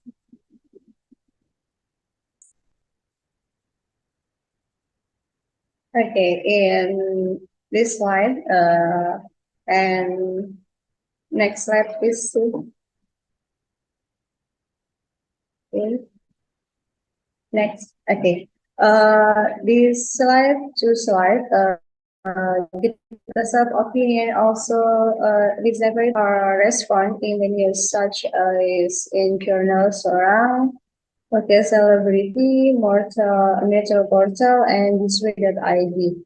As in the metro portal, which inform news about Kita self-in-law, the mother of Gita's husband, who wants to have only one child as a successor to the family, where the husband, Paul, is the first child and grandchild of a family that still adheres to the norm that married couples should have children. So that says mom, Paul mom, yeah. Okay. After getting some bad and hurtful comments from netizens and being reported by several media, Gitasab still often comment and netizens still question Gitasab. What if suddenly given a child and still Gitasab give his opinion that he would not have children because having children would not do many things. So yeah, Gitasab still with that opinion about child free. So next slide. In here, we see about a survey conducted by People Growth, which is an online survey in September in 2022, where People Growth conducted a survey related to child-free for young people's views on child-free decision. In here, maybe you can see which a total 112 participants in the age range 18 35 years with male gender as much but female. Yeah. In demography, we have employee, freelance, students, teachers, entrepreneurs, doctors are not working. Yeah. So next slide. Next slide. Okay. Next, in the demographic of the respondent was education from high school. This is in high school and master demography from master house school or not in status single or married or dating. Yeah, and from this result, it is obtained that the view of the children decision is that most responded as much 237 are neutral and have positive attitude or agree with the child-free decision as much as 52, and those who take a negative attitude or disagree with child-free as much as 13 participants. Next. From the survey above said, that if someone views of making a child-free decision is natural as much, and why respondents choose to be natural because whether or not to have children is a subjective choice, depending on the principle of each individual. Having children is a big responsibility and requires careful consideration. And three, the decision is a form of agreement between husband and wife with consideration from both parties.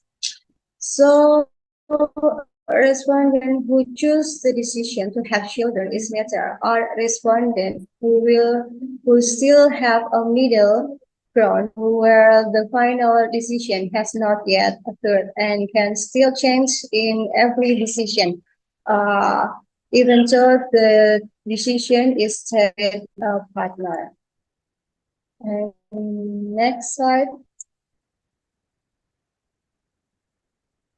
And here, why respondent letter choose of agree with the existence of child-free or childless choice because child-free has potential macro and environmental benefit, reducing overpopulation, poverty, crime, and more. Two, child-free give more free time for me time for yourself and your partner. So three, child-free is positive decision because in reality, not everyone is ready to be a parent. So this respondent who choose to be positive indicate that crime, poverty, or other criminal act can be prevented and even stopped if child-free is legalized. Then couple can have time for themselves and their partner. Where if they have children, time for me time or alone with their partners will not be able to be had considering they always have to look after children and the last is recognized their free time. So the last, next slide. Okay, in here we next are respondent who are negative about child-free decision still want to have children after marriage. It's because the purpose of marriage is to have children, so evolving social experience and continue offspring and following religious teaching. As we know, in Indonesia have six religions. So child free in number two can be detrimental to the environment at the macro level if the majority of Indonesia are child free. They will no longer have a lineage. So then the respondent who choose the remaining offspring after marriage is caused by continue the successor to the family as a wrong responsibility for a person to fulfilling social expectation and following religious. So the decision to have children after marriage shows the human will not become extinct and remain able to maintain existing social norms. And next slide. So this slide we see about from respondent who choose to keep green child free even though they were married as much as 34.6% as a respondent who still choose to have children after marriage as much 65.4%. Yeah, maybe a lot of them. Okay, and next slide. So in summary, last for summary, the case from Data South is talked about one, digital storytelling is still not a space that can provide freedom for women to express their opinion. Child-free currently does not have a place in Indonesia because of views that different from culture and religion as well as applicable norm. In Japanese, people have the principle that women have the text of its main book, and so next out their function as the digital panopticon. So women's effort to change norm are still feels heavy homework. And however, the chorus of women in conveying their stories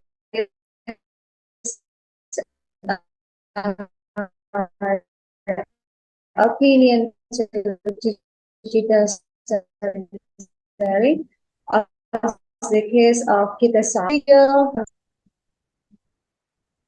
Next slide, please.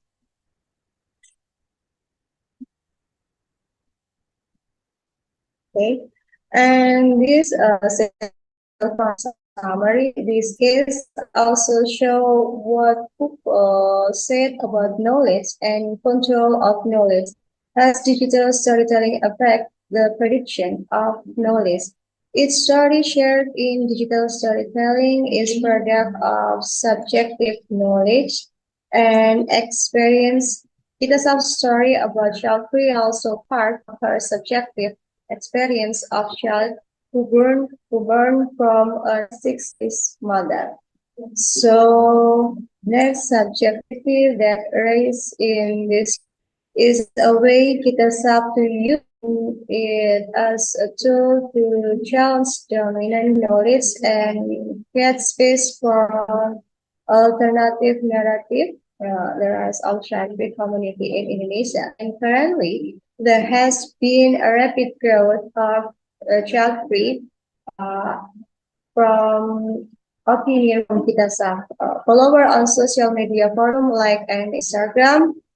You can open in child free millennial Indonesia. We had a lot of followers, 539 followers. So child free Indonesia, bigger follower, and also childfree.id with huge follower in Indonesia. So Gita Self Story also a good example of how digital panopticon works in Indonesia. Yeah, and next slide.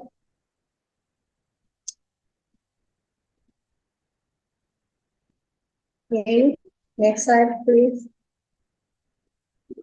Okay, so that is from us, and thank you. Okay, thank you very much. Wow, very interesting and hot topic about redefining norms through digital storytelling, the voices of Indonesian women in the shadow of Goldien power dynamics. And I apologize before because of the technical problem. And then we still have 10 minutes for the discussion. Here there are two questions. The first is from Ms. Aulia Rahmawati. Beijing in Gita Savitri controversial take on child free and how the massive blacklist from the netizen responding to her opinion, including threats to her. Do you think social media is still a free and a democratic space for women to voice her choice?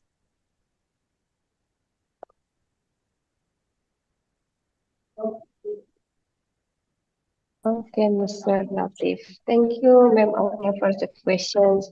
I think there's two questions in the chat box from Ma'am Aulia and also Hannah. If it's allowed, I would like to answer both the question in one answer because I think both of the questions are related. Okay, I'm Hannah asking about the culture of netizen nowadays could drive the space. Will it affect it to the freedom of expression when netizen has the power in social media society? Okay, so from Ma'am Aulia and also Ma'am Hannah. Is it social media become a democratic space for women to voice her choice. Yeah. In terms of Indonesian, in my opinion, I think the social media has not yet become a democratic space for women. As we see and learn from the case of Gita Saf, yeah, how uh, she tried to, when she tried to speak up about her mind about child free, which if we see from the perspective of Foucault, digital narrative actually is something that's subjective, something that comes from someone's experience. If we see a little bit the story of Gita Saf itself, there's one article who tells about the story behind her decision why she don't want to have a kid, children. Yeah, she said that her decision is based on her having a narcissistic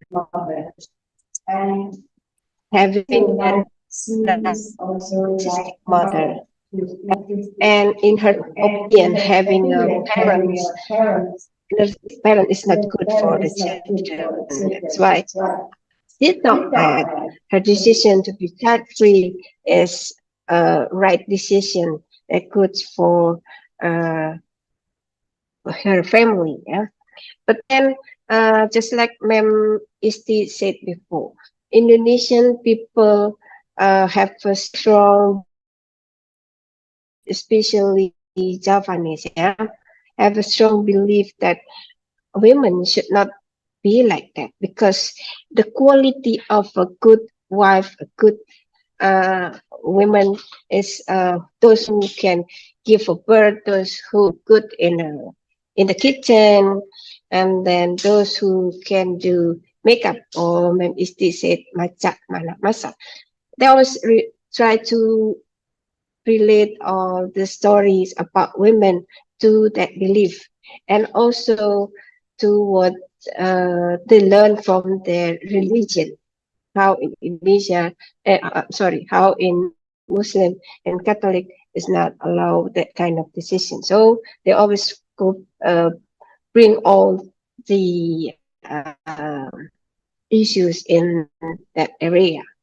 So they cannot see how this can be a part of someone's freedom to tell about what she wants, what she needs, what she thinks best for her. So netizens working like, oh, you out of the line, you shouldn't do that, and etc. etc. So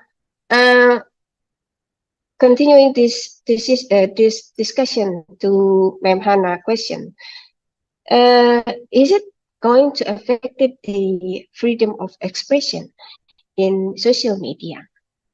If we see when the term of new media known for the very first time in 1990, some of the characteristic mentioned about new media, which included social media in it, they are first manipulated, networkable, dense, compressible, interactive, and also impartial. So if we say that social media or new media is impartial, the spirit should be that the social media can be a place for everyone to have a freedom of speech in there.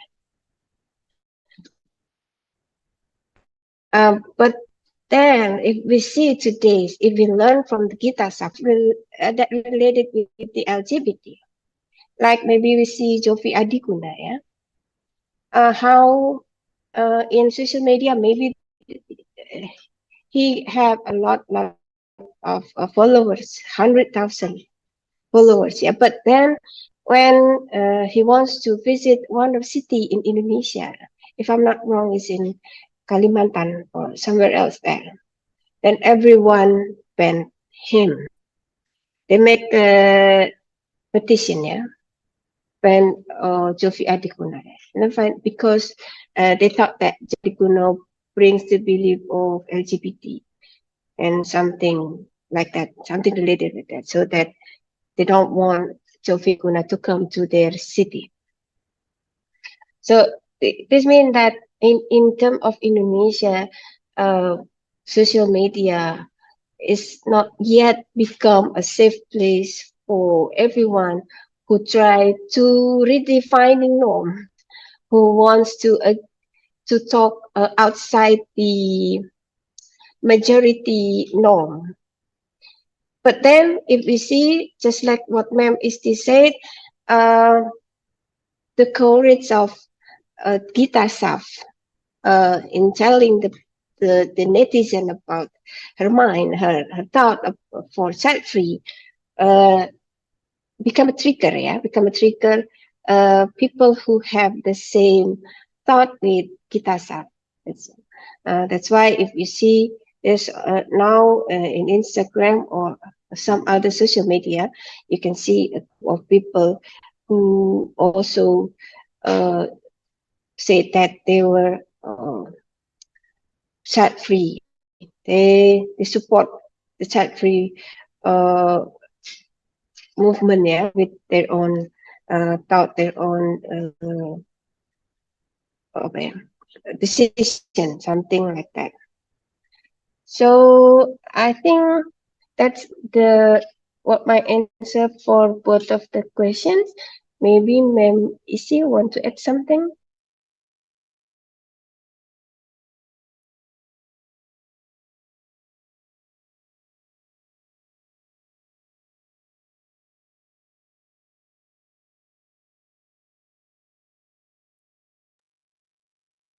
Okay, Ma'am Istiqomah, maybe have something to deliver about the opinion. Okay, sorry. Okay. Can you hear me? Yes, yes. Okay. Maybe inside in the case of sudah. Okay. In my side, in the case of itself, it has a direct informing and influencing free, especially with its influence on social media, where with kita self opinion, more people because that kita self say in social media, a lot of people showing her too, but the opinion is same over from her same like that. Maybe that. Okay, thank you very much, Miss Poppy and Miss Istiqomah, for the presentation and answering both of questions. And then we will break for 10 minutes before reaching for the third topic.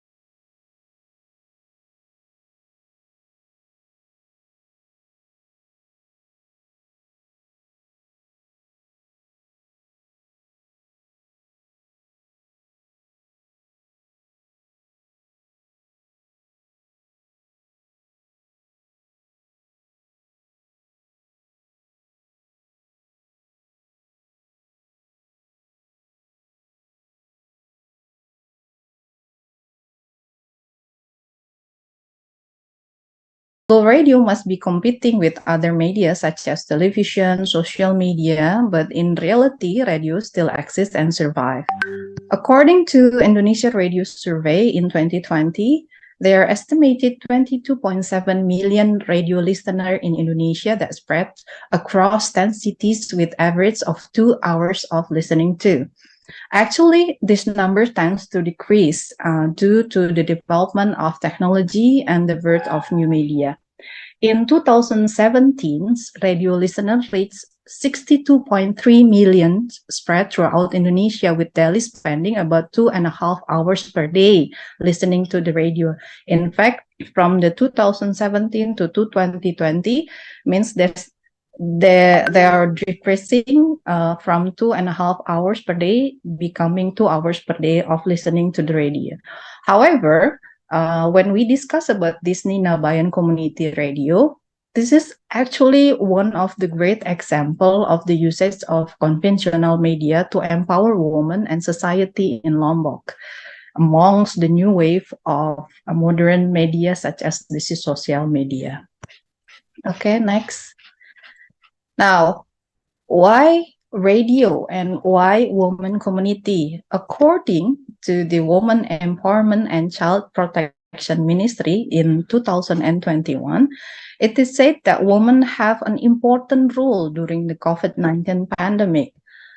It is to maintain the health of their family. You know, all women babysitting the entire family, of course, while keeping update with current information. Nevertheless, women, especially housewives, are vulnerable to believing in biased information or hoaxes, and they tend quickly sharing it to their close friends and family. Next, please. So, there are these studies held by Prativi, Sunarto, and Lukman Toro in 2021 on gender discrimination against women journalists in the media. It stated that women are one of the most often neglected group in the society. On the previous discussion, there's a question about do women still have freedom in voicing their voice? So this is a study held by Prativi. It is said that women are one of the most neglected group in the society. Why?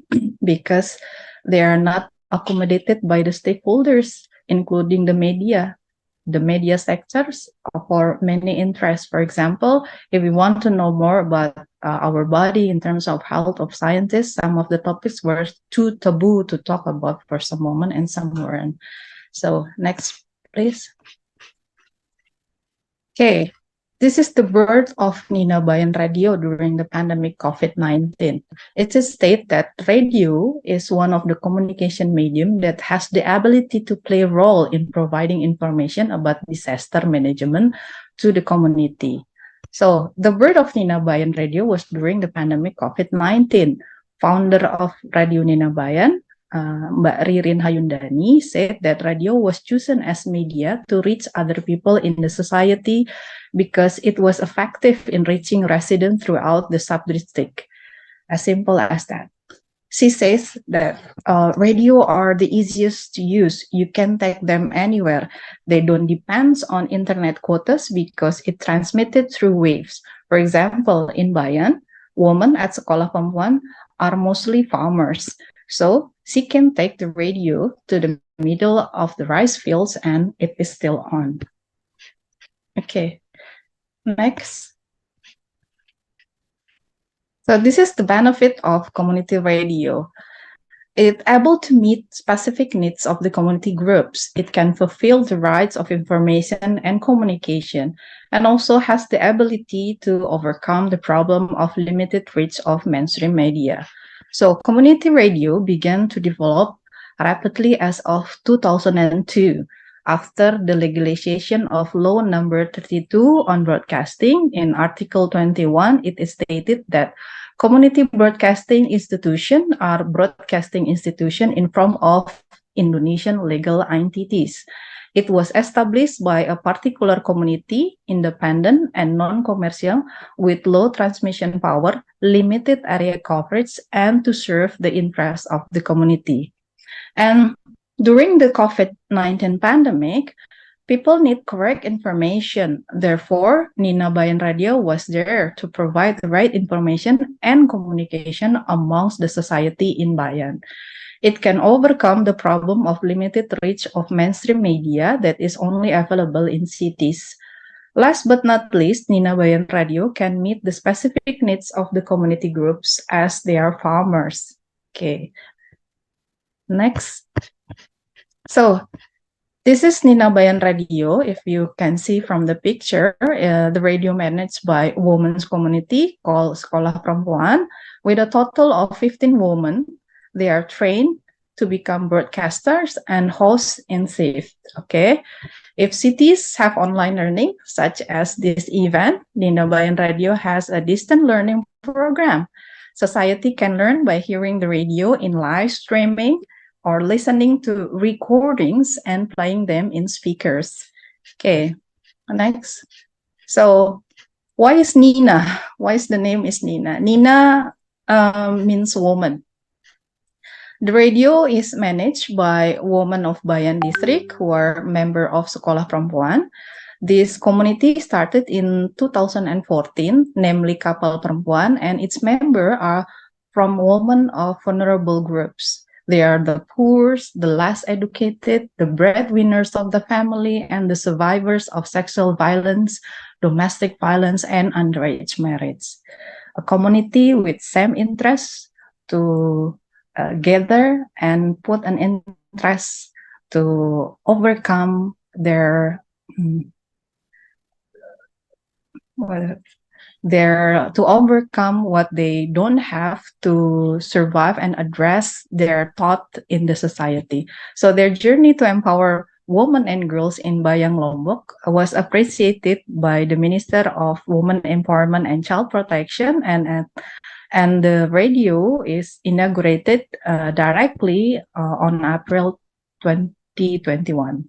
Okay, that is the story of Nina Bayan. And then the next one is going to be presented by Ida. This is a story of batik craft woman in Lebak, Banten.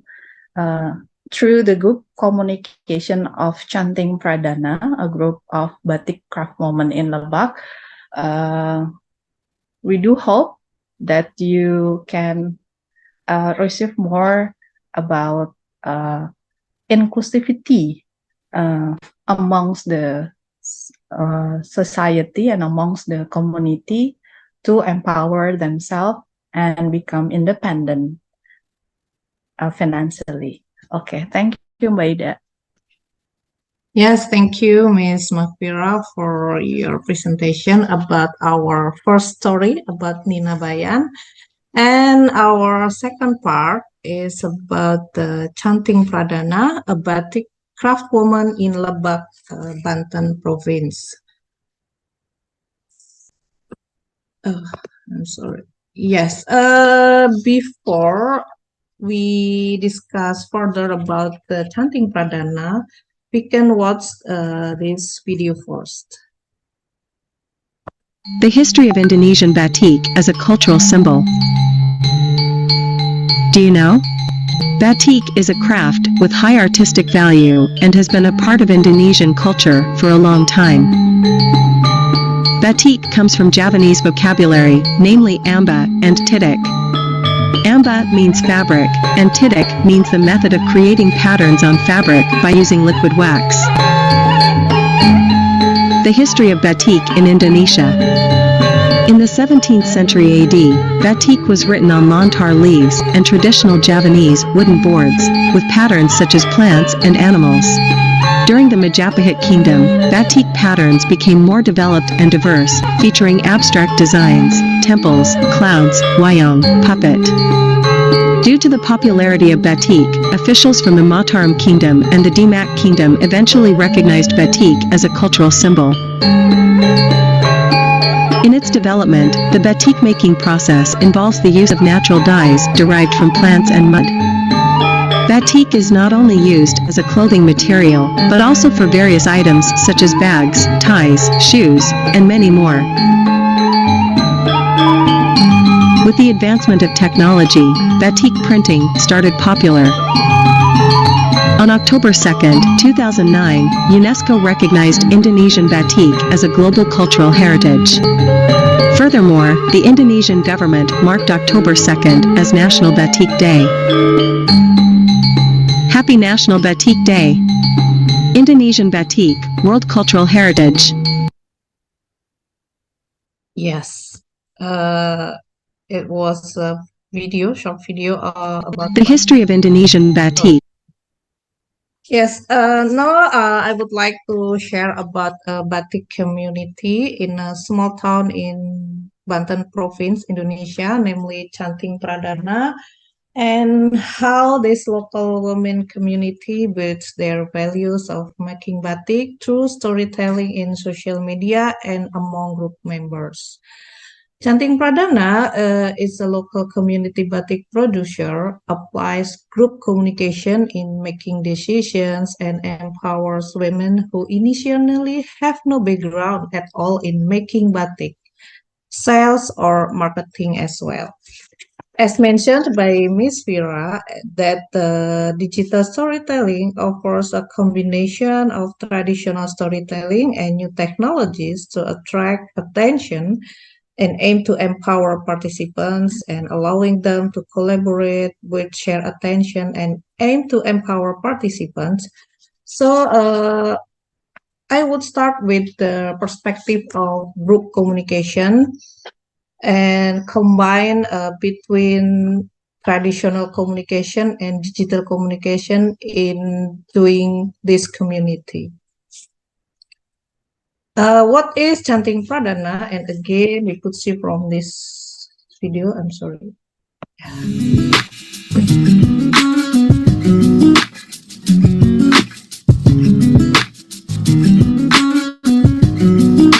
Canting Pradana was established in 2016 in Bojonggils village, Sibadak district, Lebak Regency. At present, Canting Pradana has become the largest batik production house in Lebak Regency. Providing high-quality batik with various patterns. There are 16 types of typical batik patterns in Lebak Regency. At present, there are 30 employees and trainees, all of whom are residents from the nearby batik village. Producing batik every day to fulfill orders or serve buyers who come directly to the gallery.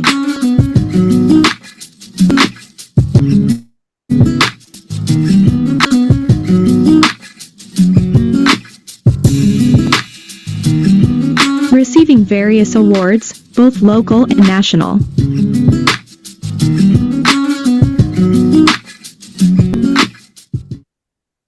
Yes, it's about short profile of Canting Pradana. Yes, as I mentioned before, that I'm trying to discuss this case in the perspective of group communication, ways to increase the group cohesion.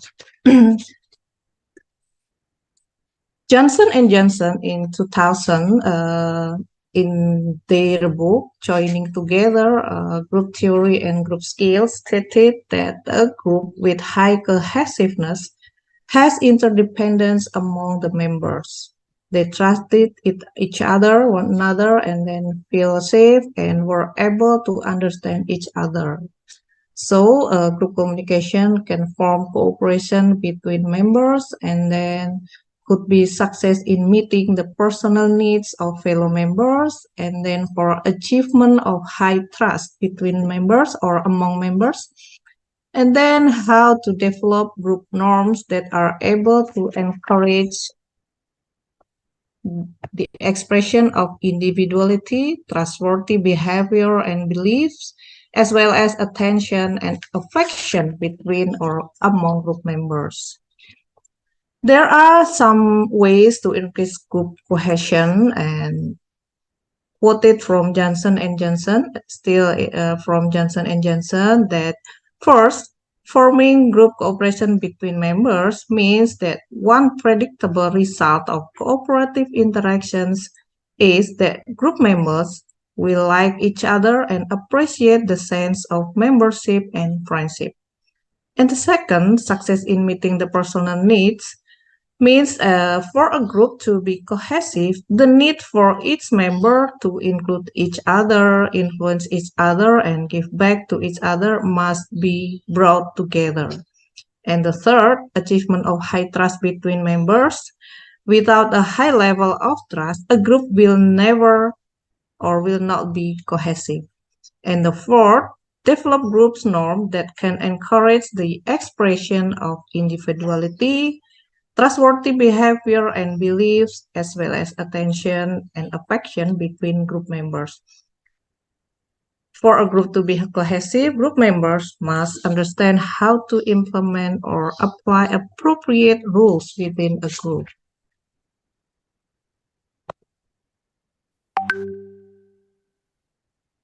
I'm sorry. Can you see the next slide?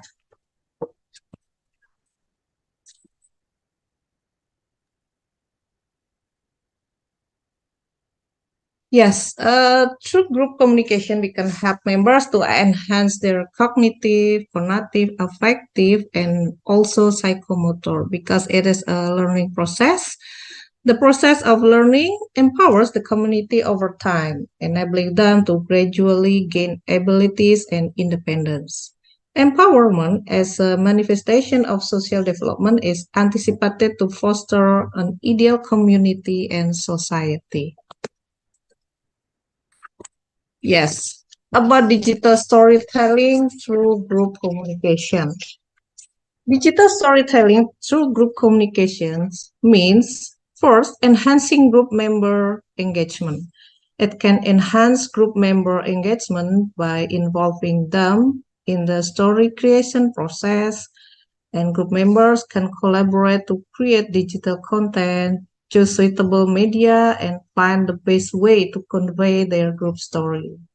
And then the second is reinforcing group identity, where groups can reinforce their identity by sharing stories that reflect the group's values, goals, and achievements. This can help with a positive image and strengthen relationships among group members. And the third, expanding reach and impact, enabling groups to reach a wider audience online. By using social media, for example, and other online platforms, group stories can reach people from various geographical locations and backgrounds, increasing awareness about the issues the group advocates for.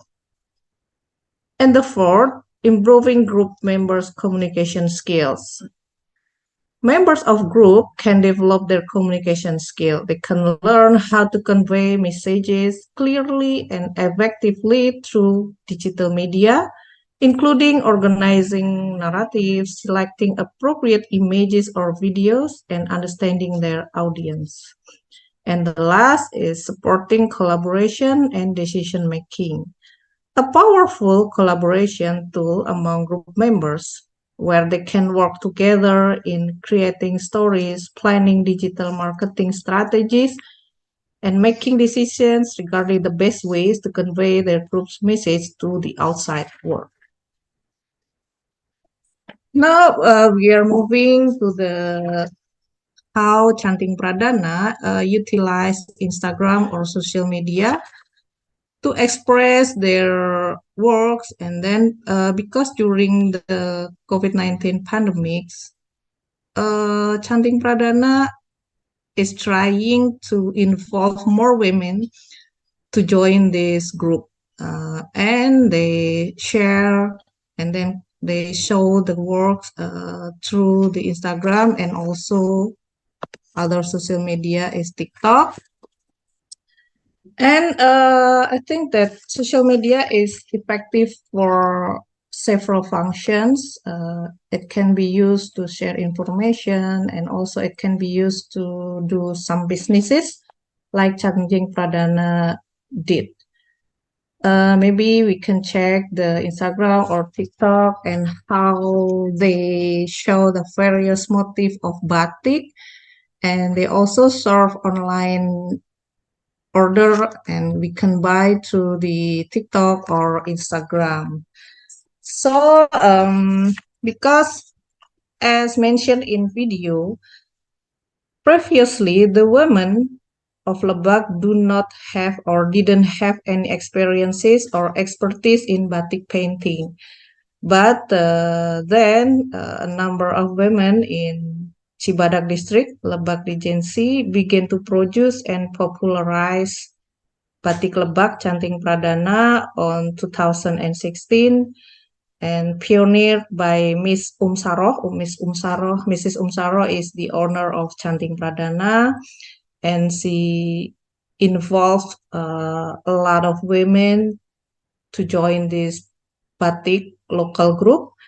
And the women or the member of Cantik Pradana were so happy because they can help their family to increase the income and to strengthen their family resilience.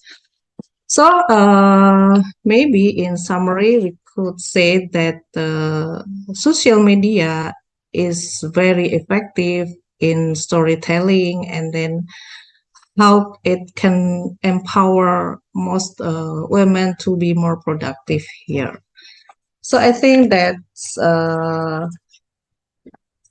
would like to share here, and quite quick highlights is Canting Pradana reinforce its identity by sharing stories that reflect the group's values, goals, and achievements through social media that help then build a positive image and strengthen relationship among the group. So, how digital media,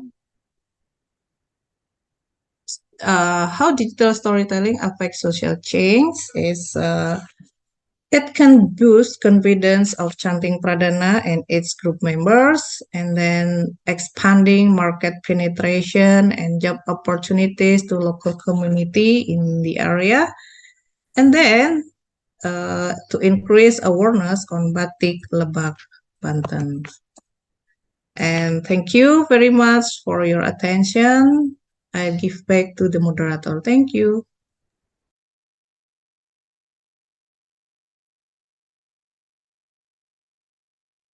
Okay, thank you very much about the presentation. Very interesting. We have Nina Bayan Radio here, and then Chanting, and then Batik from Banten. Okay, if there is a participant who want to ask or deliver question, you can raise hand or chat in the chat room. But maybe I have some question to Miss Farida and Miss Mafira about the presentation. The first is about Nina Bayan Radio. What is the biggest challenge for Nina Bayan Radio as a forum for voicing social problems such as women's and children's issues?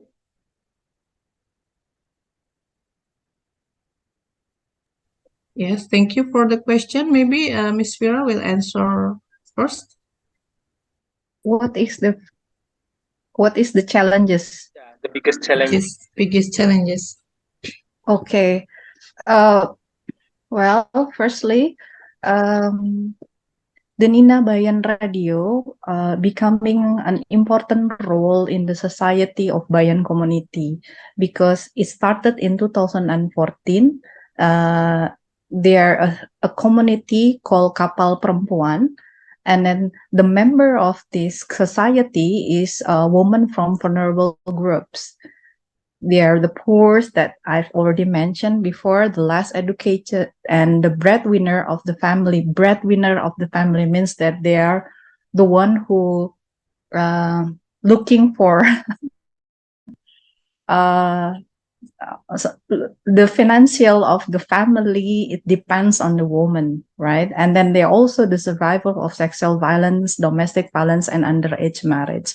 Means that this community was built because of the same interests on the same value that they experience in the society in Bayan for not for example for the main reason why this radio was established, and why not streaming through digital radio, because this is a district in West Nusa Tenggara, and then the quota of internet is really high prices, I guess. So the radio is more suitable for them to voice their voices, to share the correct information. And then it was established during the COVID-19. So it is important for them to give the right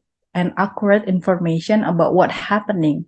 And then it develops after the pandemic of COVID-19. They begin to put a program on how to empower women and girls in the society. So a lot of things have developed after the establishment of the Nina Bayan Radio. And then what they are doing, it was acknowledged by the Minister of Women Empowerment and Child Protection, which means that their existing has an impact on the social of the Bayan community itself. Okay. Is there any local government that involved to support this radio? Okay, playing on local, yes, there are. But mostly it was managed by NGO, non-government organization, to form this community. Okay, we have a question from participant that how Chanting Pradana able to adapt digitalization and youth market? I'm sorry, I missed your question because of technical connection. Okay. Yes, Mr. Latif, yes. Yes, okay. I will repeat again. How Chanting Pradana able to adapt digitalization and youth market? Yes, thank you for your question. Yes, during COVID-19 pandemic, since the Chanting Pradana was founded since 2016, and after that, the COVID-19 outbreak came, so there are limited activity in Chanting Pradana, and Mrs. Umsaro, as the owner of Chanting Pradana, began to involve more women to join this group, and through WhatsApp group. And then because most families they have big impact because of COVID-19 pandemic, so they were recruited by the Chanting Pradana.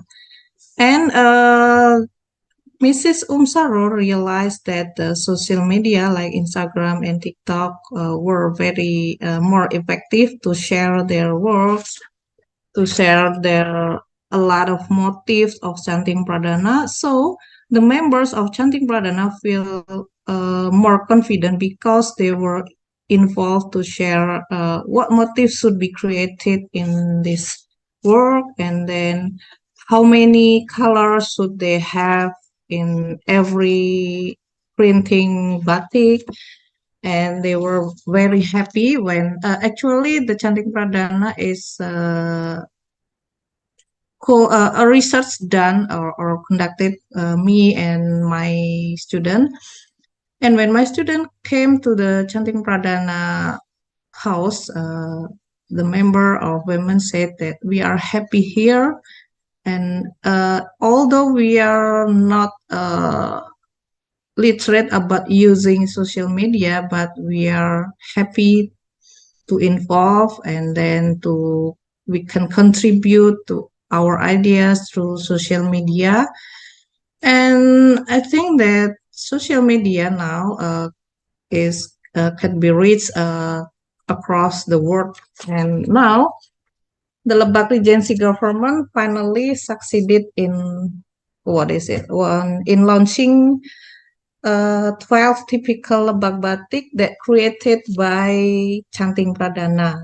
And the 12 typical Lebak motifs were produced in collaboration with Yogyakarta Crafts and Batik Center. And the 12 motifs were posted in Instagram and TikTok as well. That's my answer for your question. Thank you. Okay. So we have one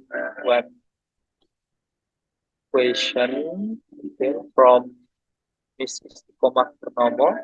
Does the Gen Z generation know Pradana Batik, and how do they get to know it?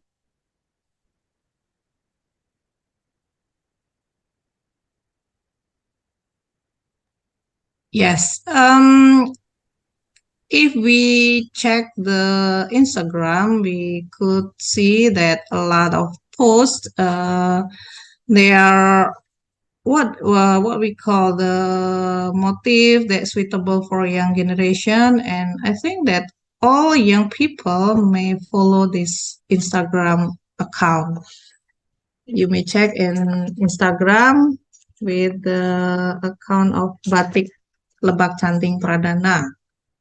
Yes, you may check the Instagram.